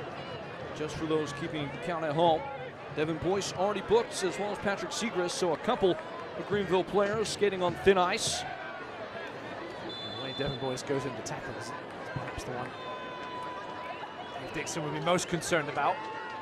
He does have that spark in him to change the game, but that can maybe even work against Greenville, as Eddie Manjoma goes down in the heap, and that's not a pleasant sight for a player that's just come off a long-term injury.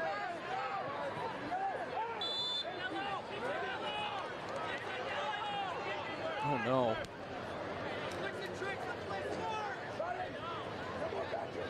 Manjoma crumpled on the ground at the moment, not moving much. He struggled with injuries throughout his career in the USL Championship and USL League One. You just hope he's all right. Let's take another look at it here. Oh, got the elbow. Patrick Segrist. Didn't see him there, just clumsy from the left wing back for Greenville. Joma back on his feet, good to see. Really enjoying his play as of late, Eddie Manjoma. And the assist in the last away game at Charlotte. His first goal contribution in over a year after missing almost all of last season. Only he and Derek Gebhardt, the players brought back by forward Madison this year from last year's team.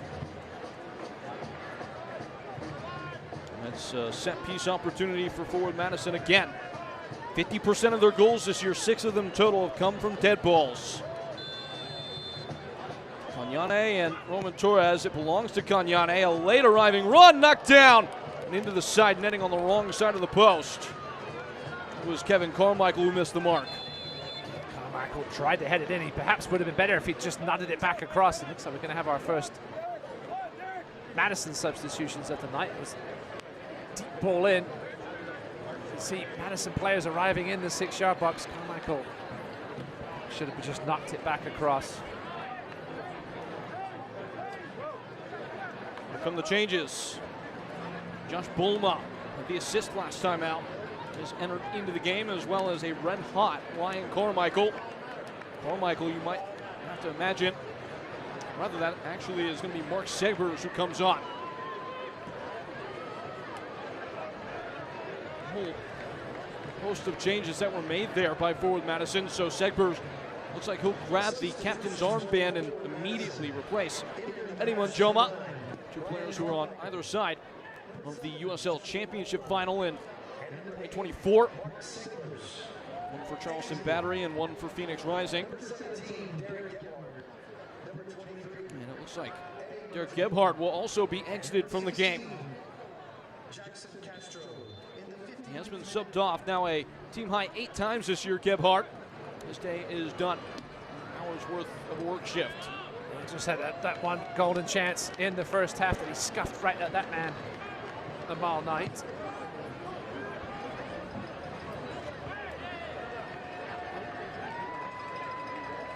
Carmichael did come on for forward Madison. And a player who's in a sizzling streak of play. Last 3 games, 18 box touches for him. 13 shots, 7 chances created. Was exquisite against Corpus Christi. Almost a miracle he didn't find the back of the net.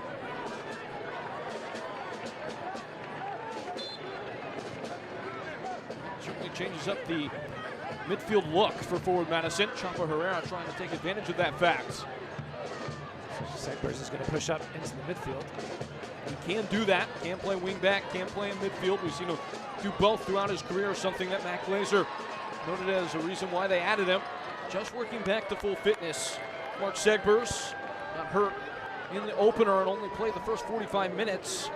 Now seeing extended cameos of greater magnitude in each of the last 3 games, including today. Good experienced head to get on at this point in the game as they seek the equalizer at the hour mark here. G Vernova Park. And forward Madison with the fewest second half goals in the division at this point in the year, only 3. They need 1. Colin McCamey.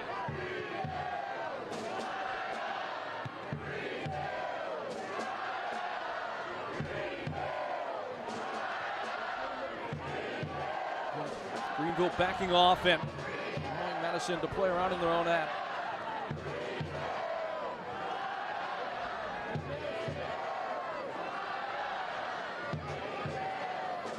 Scoping delivery in over the top on a rainbow arc, and Brendan Fricke, albeit nervously, will push it into the crowd. Segbers will just sit in front of that back 3, patrol that area. Balmer will come over to this right side to replace Gebhardt. So pinching all the way over now to this left side.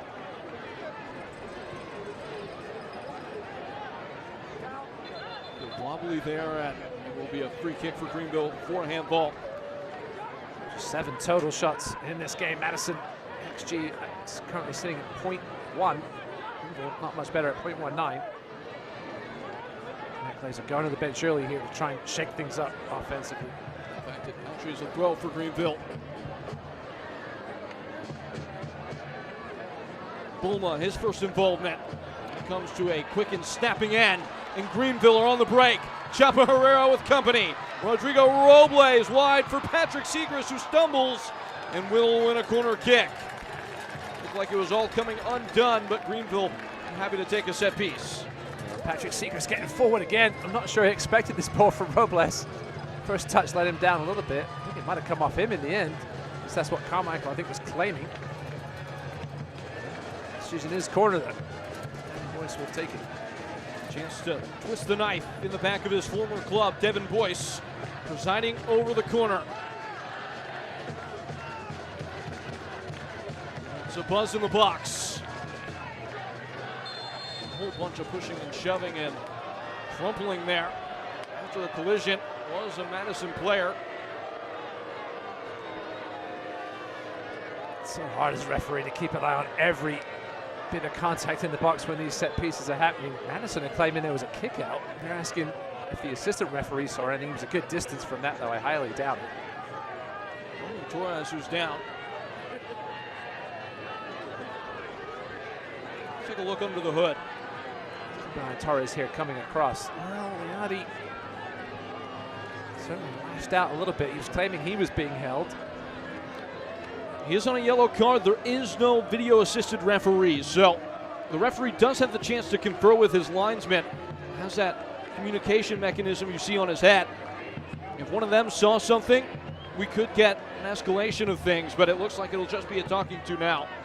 I think from the angle that assistant referee would have had on that far side, I'm not sure if he'd have got a good look at it. He's telling us on Leotti now, listen, you're on a yellow already. He's not saying I was being dragged down. Brandon Fricke coming in as mediator. As the captain, he is entitled to inject himself into this conversation, but he's the only Greenville player that can directly address the referee outside of the players that are already being done so to. Even to that, the referee says, maybe watch it a little bit. For all of that, it is still a corner. Flags waving in a momentous night for Greenville. In by Devin Boyce and out by forward Madison. Second entry. Waiting on it was Patti. Still not fully threaded clear of goal, and that will fly out for a goal kick off the foot of Rodrigo Robles. Don't miss your next chance to see your Greenville Triumph in action here at GE Vernova Park on Wednesday, June 10th at 7 p.m. The Triumph take on Loudoun United FC in the USL Prince Tires Cup. That matchup coming to you in full force on that night next Wednesday. Get your tickets by visiting GreenvilleTriumphTix.com. See you back here at GE Vernova Park on June 10th.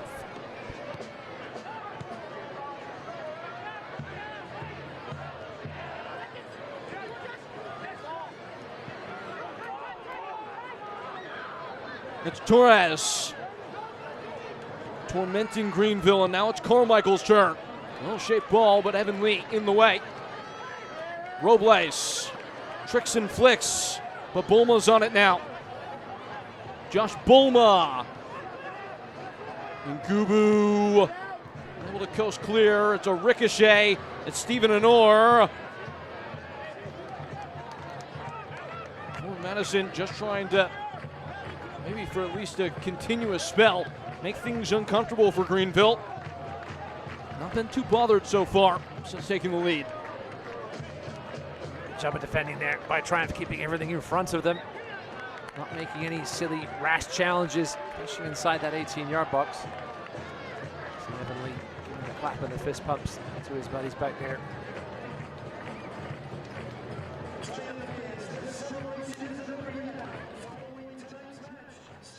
Can't watch the match? Turn on Sirius XM FC 157, North America's only 24/7 source for engaging soccer talk, including USL All Access on Tuesday nights. Plus your live matches from the USL, MLS, Premier League, and more, all on Sirius XM FC 157 and Sirius XM app. That's a beautiful ball, brushed wide for Patrick Segrest, who takes it in tow. Goes early with the cross, and again, Greenville failed to get numbers in the box, but bailed out as Colin McCamey was unaware to that fact and puts it out for a corner kick. And once again, Patrick Segrest been finding the most space in this final third of any Greenville Triumph player. The wingback further and further forward as this game has gone on. River Riot having fun behind that goal.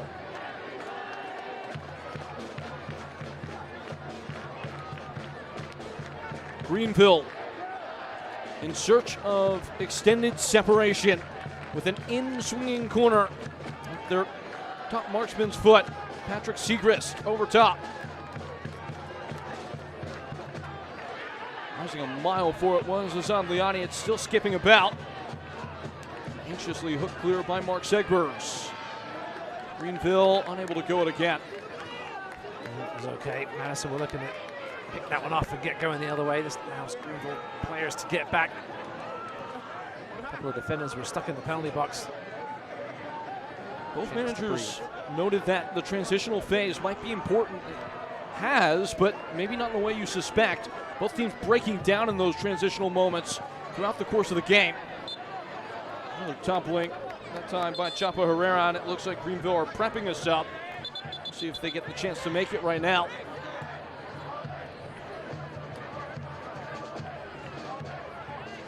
Accio getting ready to come on. Devin Boyce probably wisely given the hook by his manager on the yellow card. So there goes William Accio. He will be our Upstate Spine and Sport adjustment of the match. Upstate Spine and Sport, the official chiropractor of the Greenville Triumph. Accio arrived late this season due to some visa issues. It's a bit of a slow start as a result, but it's showing some spark of light. Bubbled back by Brandon Fricky. It looks like forward Madison are running a substitute in their own right. Up to speed, looks like BB Karamoko. See who he grabs in that front line. It's a very dynamic, explosive, athletic forward Madison team that runs deeper than just the first round of players. Full freshening of the forward act. Right now it's defense that's on the mind of the Mingos. Covered by Kevin Carmichael. This is a useless bit of USL trivia.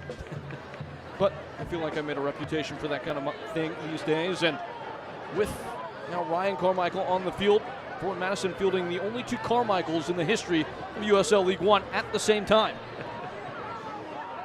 That's useless as the stat I read the other day about no more Premier League teams beginning with W for the first time in like 100 years or something. Free Wigan Wanderers on the twist. It's Ryan Carmichael, good ball. And somehow, no finishing touch applied by Claudel Ngubu. 70 minutes in and Greenville get away with one. Bulma.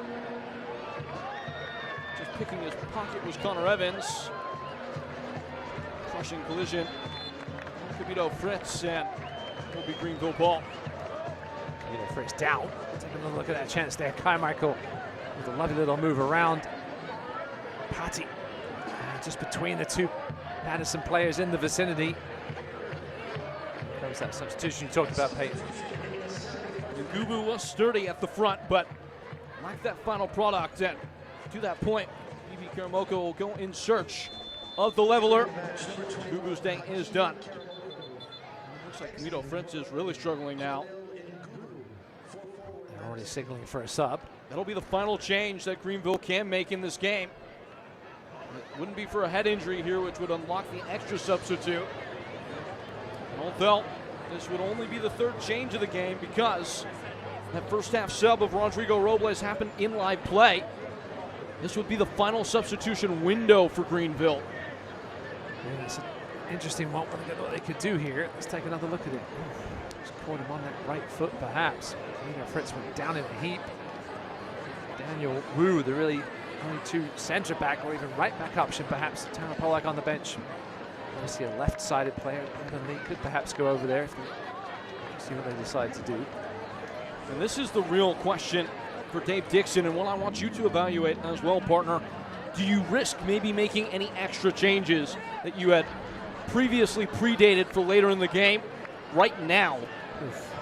Of course, you have plenty to worry about in regard to maybe destabilizing the game by making a double or triple change as well.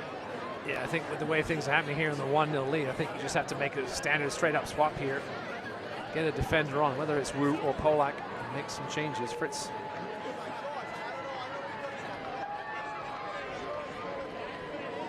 Fritz is still being attended to. See if he might be able to soldier on. We do have the official head count. It's well over 4,200. The right kind of audience to take in this spectacle. Superb stuff from the upstate fans tonight. Wednesday night, not always an ideal weekday evening, but I'm not sure when the kids get out of school in Greenville. Some of them are out already around the country.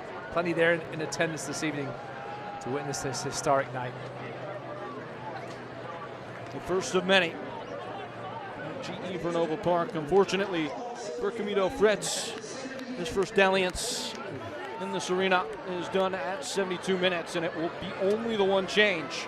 Lucas Meek, who we did see come on and spotlight at fullback to mixed results against One Knox, will likely do much of the same potentially here. Connor Evans could drop back. That's another option. Certainly going to be a worrying final 17-plus minutes for Greenville. Lucas Meek, more of an attacking midfielder by trade. Step up here. Maybe Connor Evans yet. Maybe Connor Evans drops back. We'll see what happens. Of course, Evan Lee has been playing there, but more so on the elbow-sided edge of a back three. Looks like they might go back to the back four. Evan Lee perhaps going to right back.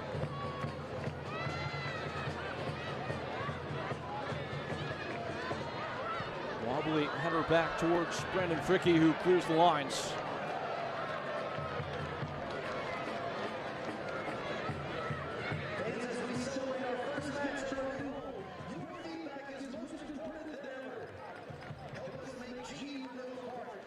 See, change of formation here. Greenville did start a little surprisingly with the three at the back. Will now go to four as they look to try and solidify this win. A dangerous moment here.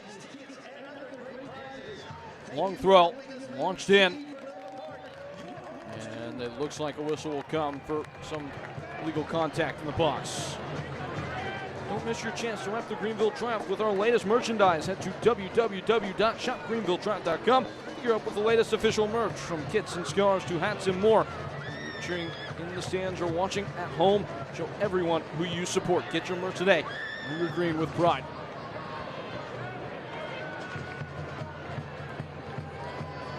Hunted back by Anthony Patti. Ball's been in the air for 7 or 8 successive kicks. Muscled away by Evan Lee. Sangliani.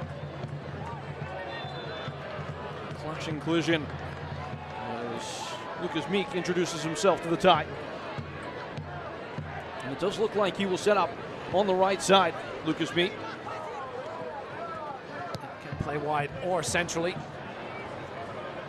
He's not going to get to this one. Pin Triumph back inside their own final third here. Josh Bolma, one of a host of MLS Next Pro products that are in and around this Forward Madison team. He and Stephen Nort were teammates last year with Dynamo Dos. Put back into a sticky situation by Forward Madison, and here again is Brandon Fricky. So often has been for Greenville Triumph down the years, so fitting, and he has been here tonight.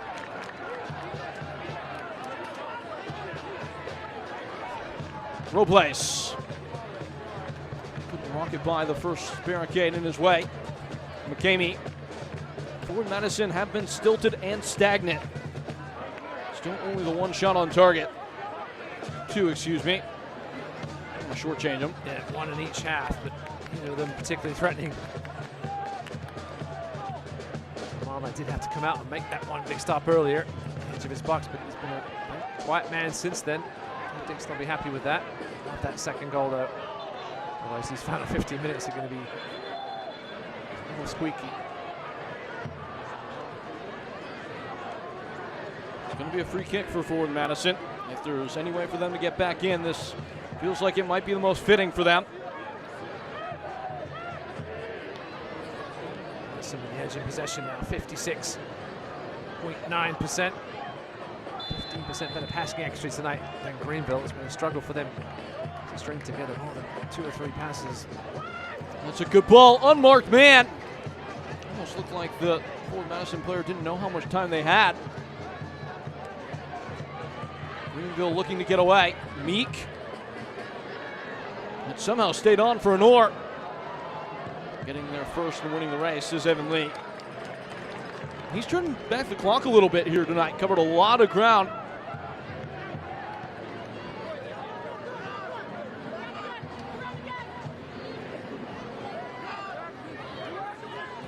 was some question as to whether the likes of Evan Lee and Tyler Polak specifically would be back this year, and this organization wanted to make sure that they got the opportunity to ring in this new home venue that they had fought so hard to help this organization achieve. I'm sure they'll be raising a glass of champagne this evening if they can pull off these 3 points. Of course, we will not see Tyler Polak tonight. A new sub now in 5 consecutive games. Never scored a professional goal, so if there was ever a stage to do it on. See if he might get the chance against Loudoun midweek in the Cup.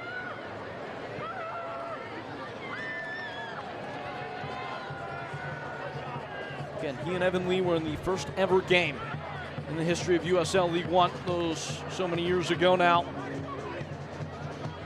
Karamoko trying to spoil the party. Silly for Chapa Herrera. Yellow card as a result. Just a bit of a needless foul going away from goal. Just left his leg in there. Not Chapa's finest moment this evening. Help, plenty of help. Patti and Robles tracking back. Now, very dangerous opportunity here for the men in salmon. You took too much joy in prescribing the color, I think.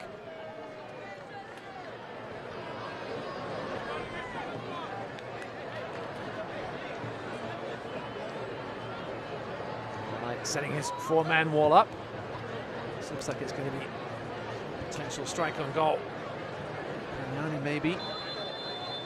Eamon Torres over the ball.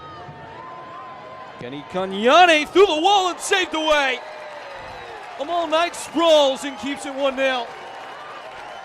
Stepped up when he's had to tonight. Not sure if that one got a deflection through the Greenville wall, just kind of separated. It did get a touch from Robles. It's a great job of adjusting by Amal Knight. He didn't quite commit to where that ball was initially going. And that helped him get across to palm that one away with 2 hands.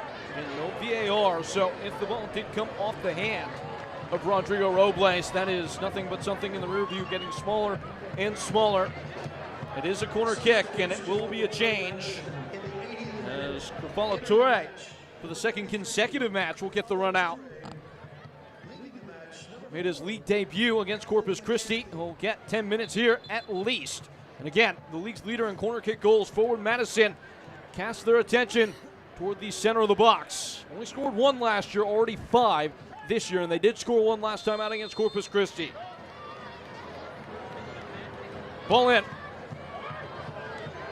It lands with a thud at the head of Brandon Fricke. Throwing up in the clearing effort, though. Kanyane on the same page with Jalen Shannon. 2 former Chicago Fire 2 players there. Lacking the connectivity, but pressing in hard enough to win it back. Corner kick again. Rodrigo Robles misjudging the pace of that ball on this turf. Thought it was going to go out for a goal kick. Instead, another corner kick for the Madison men. This was a good delivery deep into the 6-yard box. Static of anticipation and a dull hum around the grounds. And another moment in which the referee has ended the dead ball before it can become live. You have to wonder, he was told something perhaps to keep an eye on Madison's shenanigans on set pieces, perhaps Arsenal style. He's been behind the whistle a few times here tonight. USL Championship and League One are on the CBS Sports and ESPN platforms all season long. Catch live matches, as expert analysis every day on the CBS Sports Golazo Network and ESPN Plus. Go to USLChampionship.com, USLLeague1.com for the complete USL TV listings. Louisville City and Birmingham Legion engaged on CBS Sports Golazo Network right now. Louisville trying to avert what would be a catastrophic 5th consecutive league loss. That's 1-1 right now in that fixture at the half. Meanwhile, Naples is now 5-1. Charlotte Independence. 4 minutes to go in the 90 there. Luis Alvarez with a brace. Jan Baquero as well. Greenville look forward to a date away at Charlotte Independence in the Cup. That is on Wednesday, June 24th. Busy month of June for Greenville, as we will get a yellow card here. That will be to the delights of all those in support of Setting green on GE Vernova Park. You see the referee with the crossed arm signal there because he was getting crowded by the Madison players. Referee saying just too many fouls for Madison. Mark Segber's the captain, the only one at that point allowed to approach. You're the one with the refereeing heritage here, Ross. Benjamin Meyer, it seems like he's done a pretty good job tonight. He's kept control of things, yeah. Done a good job. Just too many fouls of the niggling variety there and adding up. Not sure what the Madison players were complaining about. Is he just accumulation either for one player or on one player or just by the team? Not sure who ended up with the yellow, but it was unfortunate for them. Looks like they're going to get Toure. Free ball that looked like it might be latched onto for a moment by either Accio or Zagliati. Free kick long into forward Madison, who have to get going now. Zagliati's first ever goal at GE Vernova Park, the only one to report at this point, 84 minutes in.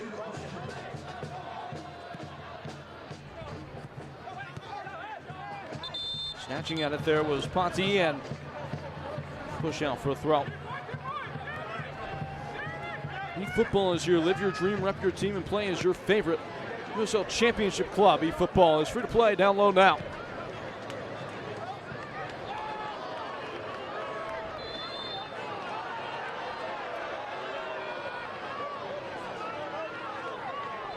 So imperative that Greenville do not lose their grip here. This was always billed at the commencement of the game as a moment in which Greenville's season could flip. It's not been what they've wanted so far after a disappointing year last year in which they missed the playoffs for the first time ever. These fans in attendance for the first time in this venue trying to send them home with a happy memory. Maybe the first win in over 2 months for the Triumph. Obviously their schedule has been a little wacky because the game's moved due to the delay in the opening of this beautiful stadium. A lot fewer matches than most teams in League One as a result. Correct me if I'm wrong, it'd be their first clean sheet as well. Scooped away at the back by Kevin Carmichael. And it sticks up enough for forward Madison to play out. Wow, 11 goals in all competitions in the last 5 matches.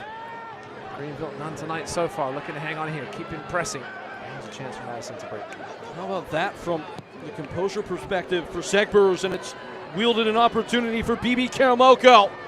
Has Ponti in his sights and lets loose and lets it fly over target.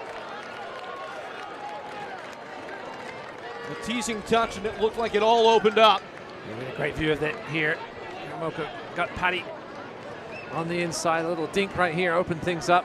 Free kind of got on the way, maybe helped just with the distraction. Karamoko want that one back.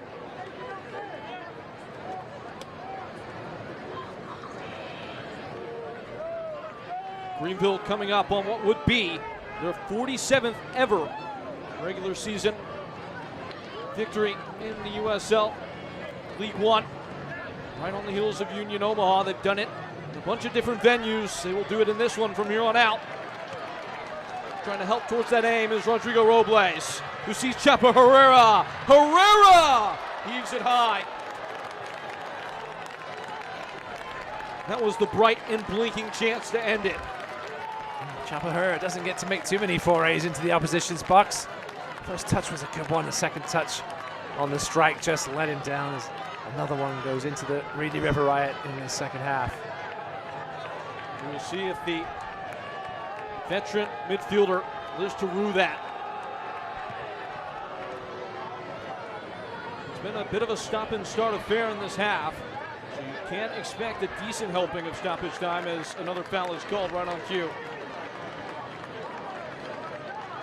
I think we'll obviously favor Greenville, who are holding the lead. Robles having his lower back.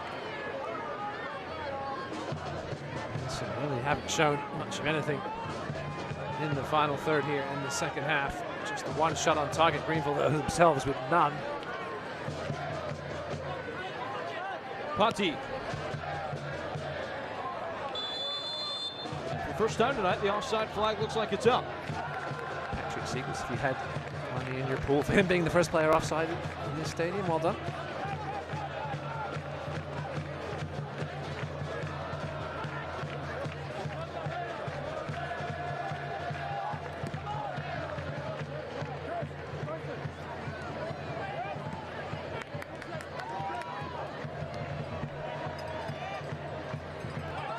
Chested down, the referee lifted the whistle to his lips but never blew. Yeah, I think exactly how he got away with one there. The referee getting talked to now by Torres. He's asking, hey, I just got dumped unceremoniously by that man. There was no whistle.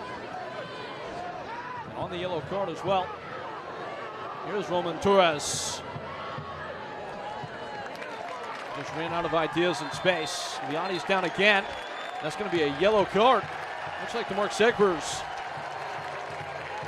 Perhaps a bit of retribution there from Segbers. Just reminding him, you can't get away with that, my man. I'm going to get it right back to you. Unfortunately, the referee was looking. Yeah, it's been a frustrating night for Madison, who looked so good offensively on Friday night against Corpus Christi. Obviously, one of the struggling teams in League One. They're already find themselves down 1-0 again tonight. Breck Evans with the goal for Portland late in the first half. Down into the final minute of the first match at GE Vernova Park. Only a few pages left to write a difference in the ending for forward Madison. Is there a twist in this?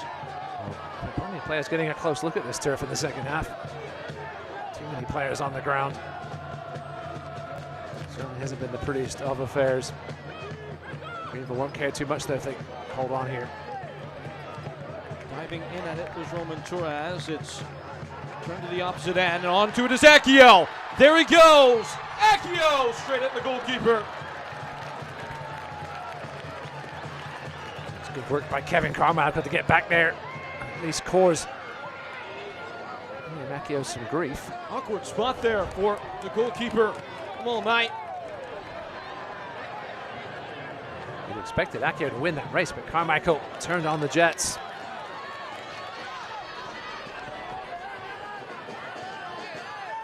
Robles is chopped down by Bulma.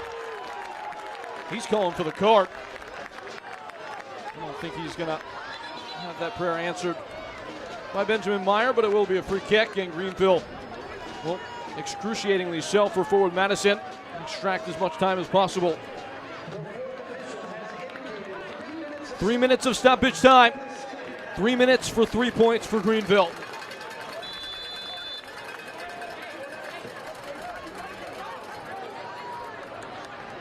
It is tantalizingly close for Dave Dixon and his bunch. Robles goes down again, and this time he does get his wish. And it looks like it was Josh Bulma once more. Silly stuff from Bulma. He's wasted at least a minute in these last 5 minutes, knocking Greenville players to the ground. Robles was thinking about taking it to the corner, but this was even more of an effective way of taking more time off this clock. Rodrigo Robles doesn't like the shape of that ball. Round enough, says Mr. Meyer. I think a ball boy very wisely and shrewdly, maybe by accident, put the ball on the field. We've seen players do that and get into some serious trouble for it, for bringing that second ball on the field. Those flags have not stopped waving all night long, and the Reedy River Riot ends. Maybe call it the river side of the stadium. What's happened here? Kevin Carmichael with a yellow, just perhaps for some kind of dissent. I think referee Meyer had heard enough of his nonsense. He has dispensed them freely tonight. Playing well tonight, though, Carmichael.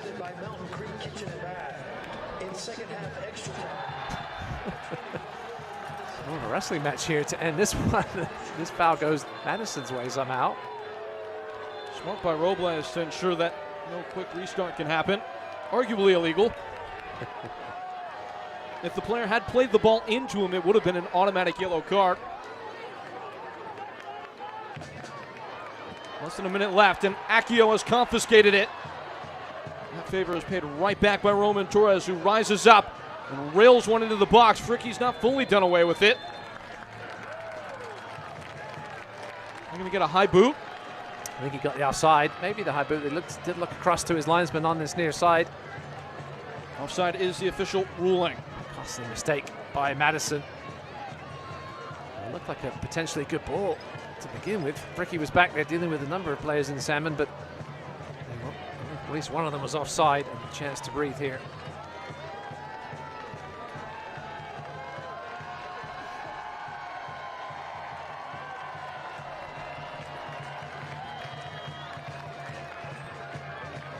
Acquiel dances away from danger. Robles.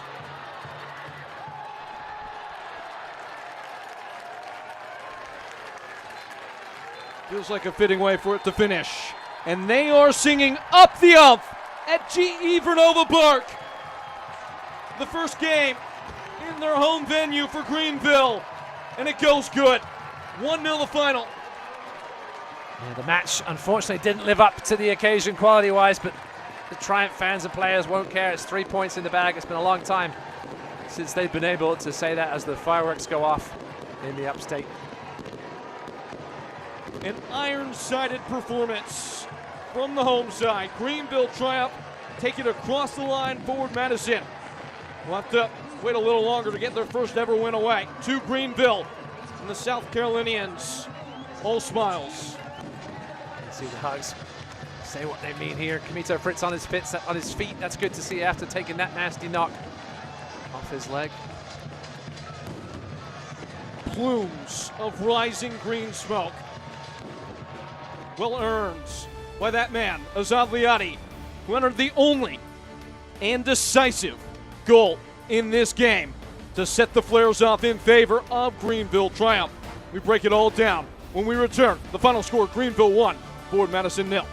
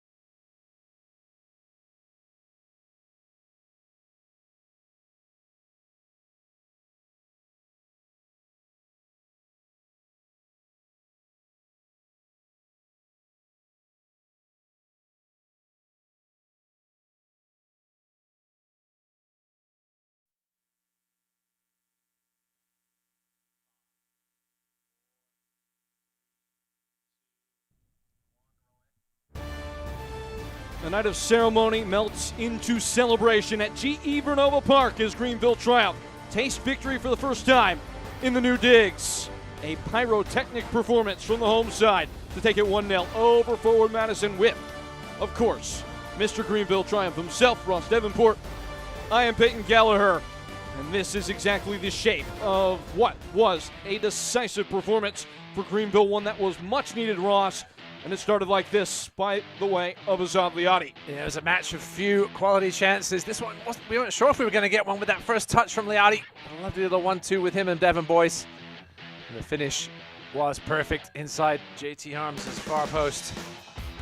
Fortune favors the bull. He looked up, he picked his corner, he filled it. That would be enough, but it would require at least one save from him all night. He keeps his first clean sheet of the year in the league for Greenville. Does so with that strong-handed save in the 80th. These are the final stats of the night. That saw Greenville be the only side to find the back of the net. Yeah, as I mentioned, it wasn't the prettiest offensive night of football. But Mal Knight stepped up when needed to. Man under fire of late, did what he had to secure these 3 points. A solid performance as well by that back line of the Greenville Triumph, limiting for Madison to just scraps here and there. Ross, you've waited for this night to come, as this club has. Did it meet the moment? The 3 points is all that matters. Peyton in the end. And so it goes. Greenville triumph. Get what they came for. Long-awaited first home match at GE Vernova Park. It starts off on the right foot as Avliati is the leading light, and Dave Dixon and his men pocket all 3 points up against forward Madison. But for now, for our entire cast and crew here and my partner Ross Davenport, folks, I've been Peyton Gallagher. We'll talk to you soon. Happy trails from Greenville. This copyrighted telecast of the United Soccer League cannot be retransmitted, rebroadcast, or reproduced without the express written consent of the United Soccer League.